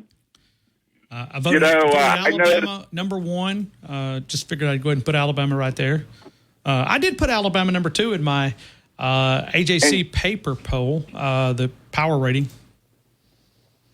So I know you're a Heisman voter, Ryan. Are you also a AP voter? No, they don't. Yeah, I worked with the AP back several years ago, freelancing. And I like John Zinner, so don't get me wrong. John's a great writer, but on our side, on the broadcast side of things, they were awful at paying. I know some other folks that are pretty awful at paying too, but I'm talking about like you would do football season work, and they'd pay you the next year. I mean, it was crazy. So AP, no thank you. They didn't, but it was a good way to kind of get my feet wet and get in the door. Of broadcasting, met some good people, but no. I'm a Heisman voter. Let's see. I'm a Heisman voter. I'm a Blitnikoff voter. I vote in the AJC paper, the Atlanta Journal of Constitution, the paper there. I'm a power ranking guy. I vote in the Outland Trophy. I got a couple of All-Americans. I vote in the Walter Camp side of things. Trying to think what else. That's about it. I just when they hand me a ballot, I just put Alabama at the top and hand it right back in. So that's just. Oh, sure you do. Yeah.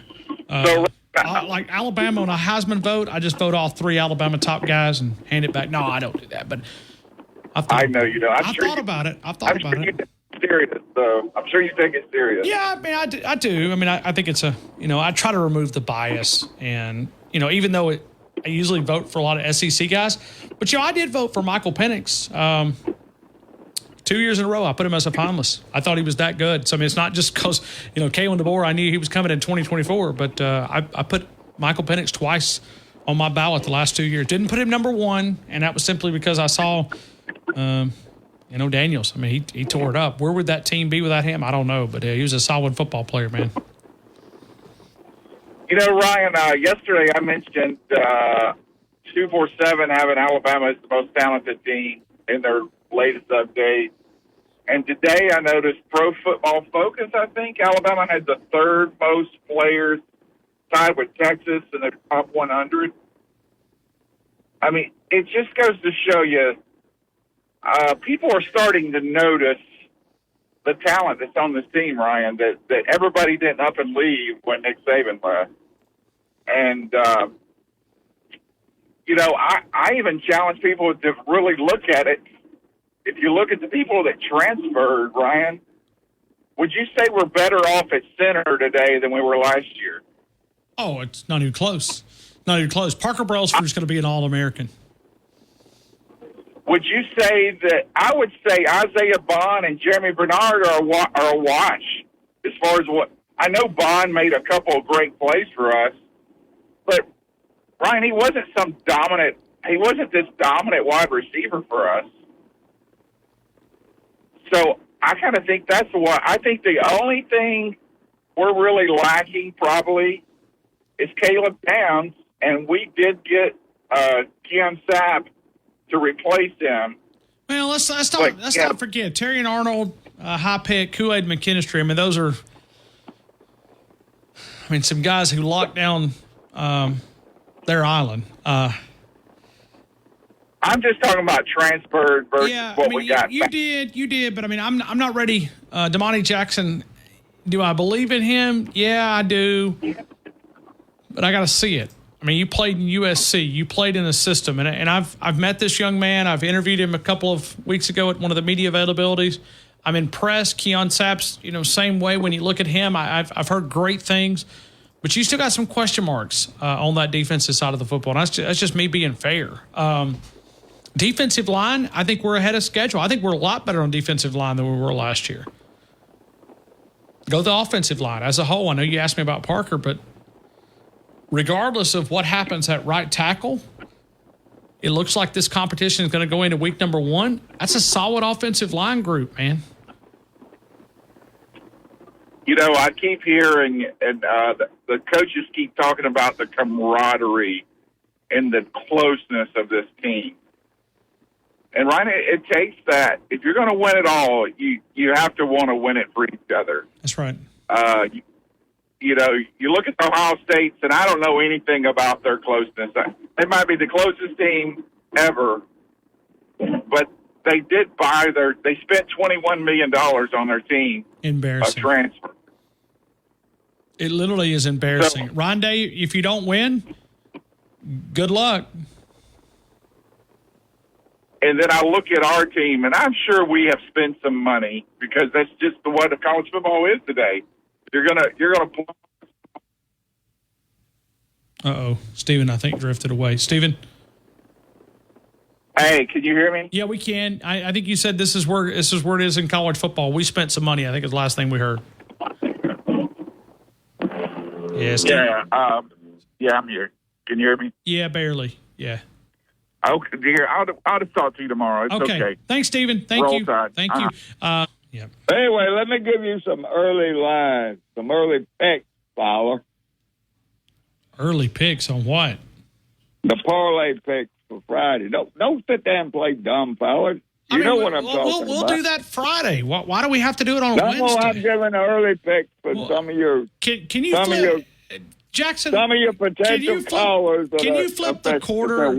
Can you flip the quarter again? I mean, this is getting boring, man. I mean, you aggravate me talking about hunting, and I mean, you're talking about hunting. Yeah, I mean, yeah. You said you don't like for us to talk about hunting. I mean, it ain't hunting season. It will be. I'm getting ready to go rabbit hunting soon. I've got it on my mind. Rabbit hunt, Fowler. You ever been rabbit hunting? Many times when I was a kid. Why don't you come up and go with us? Because I don't eat rabbits. I'll feed you good. I ain't gonna. I ate enough rabbit when I was in the Navy. Oh, y'all had rabbits in the Navy? Yeah. Now that's I mean, were they floating out in the water and you guys took them out? No, Fowler. That's what was on the menu. Oh, they have rabbits. We had rabbit. Okay, now they have tofu. Of course, there wasn't. You're right. Because I ain't been in the Navy since 1987. Yeah, but yeah. They probably got tofu and everything. But look here, Fowler. Let me give you just a couple picks. Okay, go. People. Hurry, please. Put this. My miseries. It's hurting my head. Oh, come on, Fowler. I mean, my head's hurting so bad. Go ahead. Yeah. Go ahead. What do you think? You think Texas Tony's going to have anything better to say? Yes. I mean, this is like the worst call in 2024 so far. He's got to talk about Mike's Big Steakhouse and the help from the chefs. Brett Garner, you know. Yeah, help. That's all y'all going to talk about is what to eat tonight and where to go. The pharmacy at Midtown, don't let your flag. Oh, yeah, that's right. Y'all going to talk about the pharmacy at Midtown, and hell, nobody needs no damn drugs anyway. Well, if you do, I can. I may after this call. I can recommend somebody. Help. All right, Bama Nick, be good to yourself, man. Roll Tide. Woo. Take Georgia over Clemson. Oh, take Georgia. Man, this is breaking news. Bama Nick says Georgia's going to beat Clemson. All right? They are. All right. What's your pick number 2? Number 2 is going to be my pick. Is going to be take Virginia Tech over Vanderbilt. Virginia Tech over Vanderbilt. All right, so you're saying call the bookie early. That's why Bama Nick's making this call. He wants you to take your man to the street. That's what I'm saying. I'm giving 2 tips to the callers if they're in doubt. So take Virginia Tech over Vanderbilt, and then, all right, Bama Nick, be take good, man. Georgia over Clemson. Roll Tide. Let's go to Tony in Tuscaloosa. Tony, please save the show. Hey, I saw TJ today, man, for the first time in a couple months, and it was awesome. Awesome. I just want everyone to make sure to go see we had lunch today. Pharmacy at Midtown. I know, I heard. We had Meeting of the Minds. We had... That's right. Man. How would you judge... Hold on. What now? How would I judge what? How would you judge Bama Nick's call right there? I'll tell you how I judge it. My score is 49-17. Okay. 300 total yards with Milroe. Roll Tide. We'll continue with more of the game next. T-Town Tide 100.9. I thought Tony was going to hold up the button to the toilet. Bama Nick, you really, really struggled, man. Bama Nick, that was weak, man. That was. I always feel like somebody's watching me. Pharmacy at Midtown, TJ Thomas. He's the Nick Saban of pharmacists. The Pharmacy at Midtown, TJ Thomas. The Pharmacy at Midtown, TJ Thomas, the only sterile compounding facility here in Tuscaloosa. All the compounding needs. We're going to be handing off coming up with Kalen DeBoer, 6:30. 6:30, he will be right here on the same station. You can download the Tide 100.9 app. It's a free download, and we will be handing off to Hey Coach here in Tuscaloosa. Let's continue with more phone calls. And we go to AC in Bangladesh. AC, good afternoon. You're in the game. Good afternoon, sir. Thank you so much for taking my call. How you feeling? Good. All right, so your buddy's here with Bama Nick. So this is what happened. So I guess I have to clarify. Awful. Well, hold on a second. One at a time, okay? First of all, I was on the line an hour and a half ago. I was just browsing through Yahoo, and it was by accident the call was dropped. I'm not blaming anyone, I guess. Me and Bama Nick, we had some misunderstanding, so nobody in the station dropped my call, probably due to poor connection. I mean, here's the thing. Let's talk about Bama Nick for a moment. Do you expect this guy to make you 100% every day, 365? Oh, yeah. We have bad calls. I always make bad calls, but it's like you just want to crucify him just for one bad call. Yeah, it was awful. It was awful, man. I would say B-. That's what I would say. B-. I'm not. Yeah. So if B stands for the bathroom, then yeah, B-. Matter of fact, that show on Monday, Monday was a lot better when you were gone. That's for sure. Okay. Well, thank you. You. I enjoyed going over and hearing John Hanna and Cedric and Nate Oates. So, I may start taking off every Monday at 5. Just, hit the road. No, matter of fact, how about Bama Nick and we just put you in the hospital bed. They're going to be gone for a while. We could have Brother Wyatt and Jackson and Brother Simon, A++ of the show. They can take over the show, and we can have some fun. I mean, I guess we can kick you out of the door at any time, right? Oh, yeah. Yeah, Yeah. Yeah. But, Mr. Fowler, let's face it. I love you. I really do. But, the whole coin flip, come on. You didn't do the coin flip. To stop with I didn't do it. Jackson did it. Jackson, you guys didn't even do it. He did. I was impressed.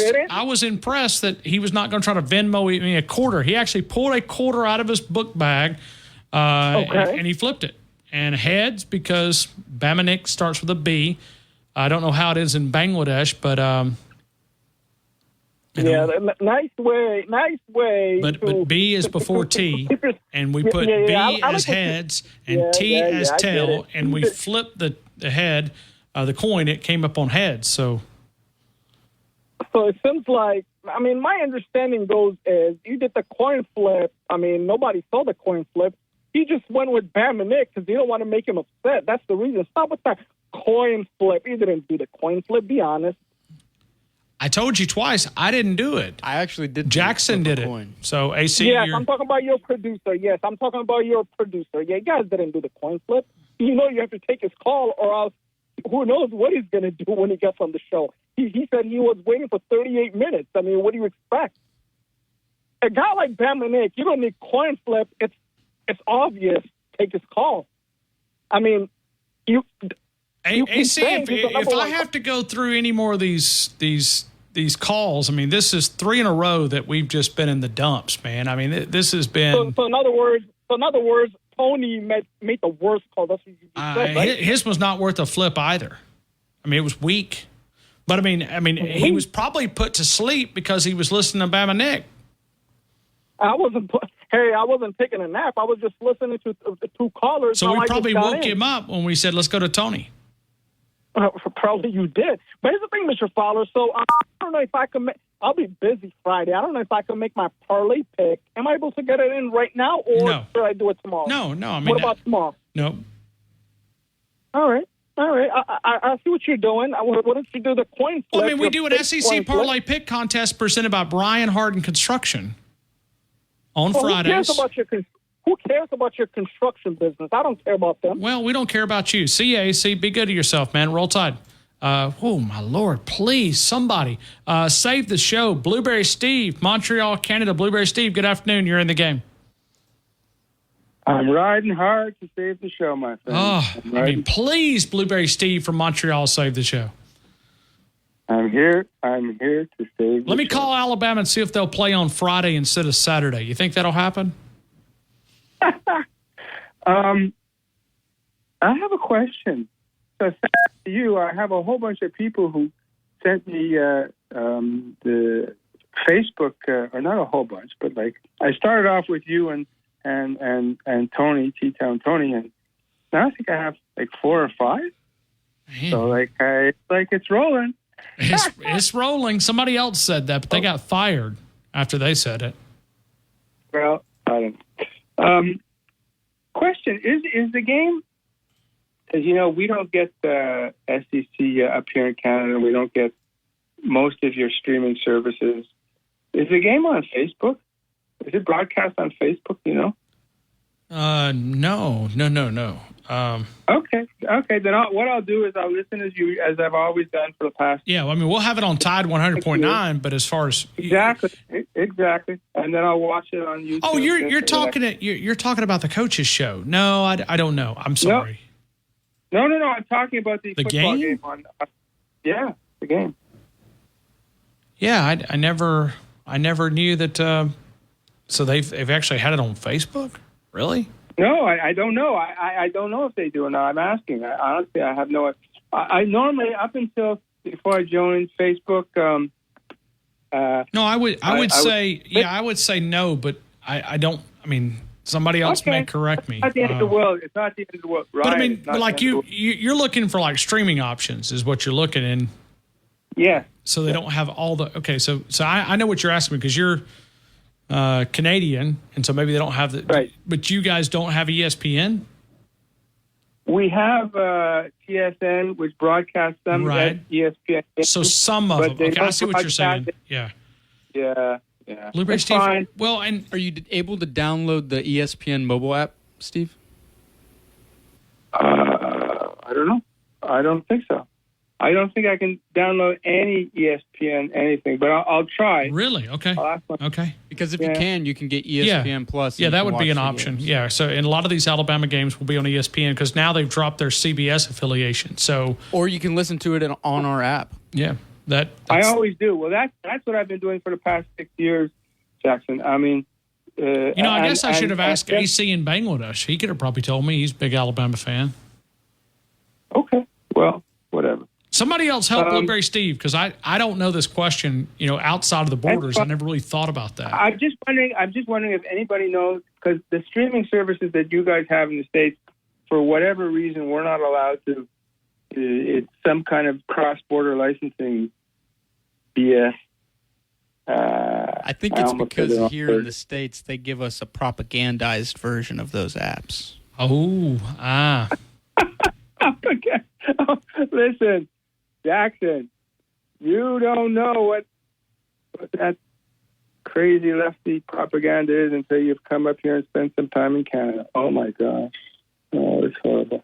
Anyways, so listen, I'm so excited. I'll listen to the game as I always used to. Christian is still working the sidelines during the games? He will not. Damian Square will be working them. That's all I know. Yeah. Okay. And it's the broadcaster is Chris, right? It will be Chris Stewart, and then Tyler Watts, and then the sidelines will be Damian Square. I don't know if that will change based on the week. I got to be honest, because it was officially announced Damian Harris, but then he got a huge job with CBS. So from a national perspective, and you can't really blame him. Anyways, we're on track to come down for the Missouri game, October 26th, and that's when we'll see you guys. But in the meantime, I would like to please make my prognostication. All right, Blueberry Steve, Montreal, Canada. I'm ready. Okay, I am going with Bama 45, Western Kentucky 7. Jalen Miller total yards 288. That's total combined passing and rushing, 288. Right. And if for any chance I do win, like I won once, I think last year or 2 years ago, and you guys were able to donate it to somebody for me. So that's the way it works. That's what I'll do. Because, unfortunately, you can't send my prices. That's it. But anyway, aside from that, everything okay with you guys? It is. I was actually looking at Greg Byrne just posted a photo just a couple of minutes ago. Come on, Football Scoop. The headline looks like we're making it sound like we no longer have a collective. Yay, Alabama has been and will continue to be our primary NIL sponsor. This is the world we live in. Headlines are the name of the game, but it says Alabama shutting down top collective. No, they're not. I mean, Courtney Morgan tweets out fake news. It's Football Scoop, which is actually a very credible website. But, this one is not very good. Man, that's a little bit of embarrassing. That's not good. But it's the world we live in. I've told people many, many times, find you a couple of outlets. I'm not saying you have to choose us, but we'd love for you to too. And depend on those outlets because there is so much garbage out here. When an athletic director has to go out and tweet out, hey, come on, Football Scoop, that Yay Alabama headline looks like we're sounding like we're, come on. It is. I mean, I look at it now, it is a little bit embarrassing. So I'm glad Greg Byrne took to the Twitter account to, that one's not very good. That's not and you see where Courtney Morgan's now tweeting as well. So, and now Kalen DeBoer has reposted that. So they're on. By the way, I'm not up to the latest. Did the board of directors approve Courtney Morgan's new? Oh yeah, huge, yeah, oh yeah, big time. I know he got a new contract, but I think it was that and Blueberry Steve, you know who one of the first ones that reported that he was not going anywhere? Let me guess. Could that be Tide 100.9? That would be Ryan C. Fowler. Ryan C. Fowler is because he was being marketed by multiple different schools. Hey, Blueberry Steve, let me try to squeeze in as many calls as I can, man. I'm a little bit bogged down here. Sure. Thanks, man. Sure. Roll Tide and roll MAGA. Blueberry Steve, Montreal, Canada. But wow, they hit this kind of hard, right? But it is an awful headline. But now you're seeing Courtney Morgan and Kalen DeBoer chime in. Football Scoop, man, disappointed in you guys. I don't feature a lot of people over there, but that one is an awful headline. Alabama shutting down top collective. And it's by John D. Bryce. Is this guy a Barner or something? Maybe that's what he is. He's a bug. Is he a bug? Is he a bug? He could be. John D. Bryce. We'll launch our investigative reporting team. We'll continue with.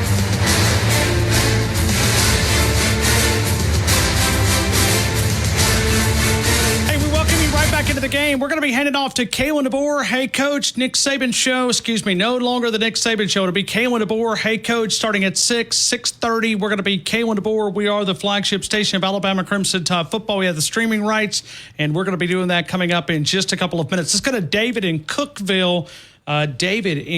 David, good afternoon. You're in the game. I hope all is well. Hey, David. All right. No, David. How about Ram and McCalla? Ram, good afternoon, sir. You're in the game. Jackson, I'm not able to hear anybody. Wyatt, you want to jump in there? Ram, no Ram. No Ram, no David. Is it just the calls are maybe not there? How about Glenn in Northport? Glenn, good afternoon. Glenn, good afternoon. You're in the game. Roll Tide, Ryan. Roll Tide. Roll Tide. How are you, Glenn? I'm doing good. Good. Thank you for calling in. Yeah. Let me give my score, and I'll let somebody else call in. All right. Talk to me. 54-24, Bama. 54-24. And then we'll go total passing yards. Where you want to go? Passing and running both, or yeah, combined. Passing? Yeah, Jalen Milroe combined passing and rushing. Okay. 387. Where you been, Glenn? I'm just been sitting around the house. I got you. Well, we hadn't heard from you in a long time. We missed you. No, I'm sorry to hear about Dawson. Yeah, me too. Me too, man. It almost feels like a weird college football season there. But I know it without him being the first big score predictor. Yeah. You know, that's we still misread too. You know, so yes, we do. Yes, we do. I think about him often. Think about him often. Yeah, I mean. I got a lot of great Alabama fans that have supported us over the years, and so always. All right, Ryan. Well, thank you, Glenn in Northport. Appreciate you. Yep, thank you. Right back to you. Let's try David again. David, good afternoon. You're in the game. I hope all is well. All is great. Can you hear me? Yeah, you can. Cookeville, Tennessee. How are you, David? Yes, Roll Tide, baby. I'm going to bring the show to you. I'm going to speak a lot in a few seconds. Okay. You got the best show there is, and I want to challenge the fans that come Saturday to play the game. I don't care if it's Western Kentucky. Make some noise. And I'm proud of the university athletic director and the coaches getting out on Twitter. And Bama Nick, I have to give you, I'm going to be nice. I give you a D-. We don't speak about other programs, other commentators. And did you even mention the Crimson Tide? And did you even give the point spread? Anybody can pick Georgia to beat Clemson, and anybody can pick Virginia Tech to beat Vanderbilt. I'm assuming that you meant the point spread, and also tell us what the point spread is. Roll Tide. Hey, David, whoa. Hold on. Give me your score real quick. Give me your score. 41-6 and 304. 41-6 and 304. 41-6. David, are you headed down to the game from Cookeville? Yes, I'm coming down Friday, and I hope to see you at the game Saturday or Friday night somewhere. Okay. Thank you, David. I hope you have a great day, man. Thank you. Yes, and Roll Tide. Thank you. Right back to you. Man, we're monitoring this story, and this seems like this is awful journalism, because I was just reading the headline. You guys have taken more journalism classes than I ever have, but this isn't, because I saw it initially, I was like, Greg Burns tweeting a publication says, come on, guys, they're actually enhancing their NIL. I mean, I'm getting text messages from people that are inside the know telling me that, guys, we're actually enhancing our NIL. They're not shutting it down. Football Scoop, which now Football Scoop is the same idiots that I interviewed. Oh, man, did I really just say that? Yes, I did. They were the same idiots. You said they're a great publication. Yeah, I know I lied. 2014, they told me Nick Saban was out of here. And I told him, I said, guys, I think he got awful information. Well, he's going to retire. But no, he's not. Anyway, John D. Bryce, I did a little tracking. Notre Dame guy. So you always got to watch those biased guys. But, John, I'm sure you're a really good guy. It's just So he's just butthurt of the butt whooping that he got in 2012 and 2020. So is that what it is? But, I mean, look at that headline. That headline is – the headline is, as Greg Byrne put out, and then you saw Courtney Morgan jump in. You saw Kalen DeBoer jump in. I mean, it is an awful headline. It's listen, I don't claim to be this media, capital J journalist. I'm an entertainer. I do sports talk radio in Tuscaloosa. But, that one, that's not good. Alabama's shutting down Top Collective. No, they're not. They're enhancing their collective. I mean, if you're at least going to write a story, get it right. Come on, guys. We need you to be a little bit more reliable. Let's go to Ram and McCalla, then we'll go to Max and Tupelo. Ram, good afternoon. You're in the game. Hey, Ryan, I hope they're not shutting it down. I'll send them money every month. Well, yeah, that's what I saw. I mean, I saw it, and I just. But I promise you, see, the problem is now schools are going to grab that headline and they're going to flip it out to a recruit, and they're going to say, "Hey, look." So. Yeah, absolutely. They'll use everything they can. It's ignorance. But John, hopefully, maybe you guys could put out a statement, but it will be used. That's the unfortunate part. Is Courtney Morgan says fake news. I like that, and then you saw Kalen DeBoer jumping in. I'm sure they'll probably address this on the Kalen DeBoer show starting at 6:35. Chris Stewart's going to be there. And I don't think it will occupy the entire game. This is more of a celebration, right?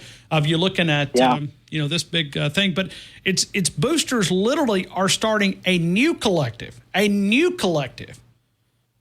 to it, enhancing it. Not even going to change the name, just a new collective where there will actually be more available. So they're starting even a bigger addition to this. But I know that's a good thing. Very good thing. Yeah. So. Well, Ryan, I know there's a bunch of people who want to get in here, and I won't go into an epistle of any kind. So I'll give you my score, 47-13, and I'm going to go 327 yards. Okay, I just want to make sure I got it correct because I'm getting a bunch of different text messages, but 47-13, 320, is that right? 327. Gotcha. Thank you, Ram. Appreciate you, man. All right. Appreciate you, Ryan. Thanks, buddy. Right back to you. We'll come back. Max and Tupelo, get ready. We're coming to you, and then we're going to hand off to Kalen DeBoer and Chris. 0.9 and streaming on the Tide 100.9 app. All right, so we're going to go this as fast as we possibly can. So I'm going to ask just to give a score and run. Max and Tupelo, give me a score. I want you to get in the contest. We probably don't have time to chatter, but talk to me. Roll Tide, Ryan. Let's go. 62-21. 62-21. Kalen DeBoer is going to be real happy with you, Max. I mean, you're throwing out rat poison like crazy. Tiebreaker is Jalen Milroe. By the way, he will be the featured guest on the Kalen DeBoer show coming up this evening with Kalen DeBoer, Chris Stewart. Jalen Milroe combined passing and rushing. Where do you want to go? 405. 405. I got it, Max. Have a great rest of your day, man. Thank you. Everybody. Right back to you. Let's go, Mary. Mary, talk to me. Give me a score. What's on your mind? Roll Tide. I think I'm going to go 38-6 and 289. All right. 289. 38-6, 289. Mary, thank you so much. Roll Tide. Roll Tide. Sorry about that. But you're seeing Football Scoop with this fake article coming out, and you're seeing a lot of people call them out, rightfully so. I've read it a couple of different times. This one's not a good look. This is, kind of a disrespectful, but hey, they'll get it straight. I'm sure they'll be in contact. John D. Bryce, man, what a fake news, as Courtney Morgan said it. Let's go to Biscuit Bruce. Biscuit Bruce, talk to me. 74-0. 74-0. Kalen DeBoer says, hello. Guys, hold on. This is our first game. I know the offense is going to be explosive. 74-0. 74-0. 410 yards. All right. 74-0, 40. Got it, Biscuit. Thanks, man. Roll Tide, man. Thank you. Appreciate you. Tuscaloosa Toyota. Ellis, I guess I got a time for a Roll Tide, and how are you? Roll Tide, Ryan Fowler. Roll Tide. When you headed down from Tennessee? Coming down tomorrow evening and stay with Mom, and then get up Friday morning and come down. Super awesome, man. And one thing I was wanting to ask the young man that's in the band, if he calls in, ask him what time is the Elephant Stone. It's usually, I'll tell you what, I'll have an answer for you tomorrow.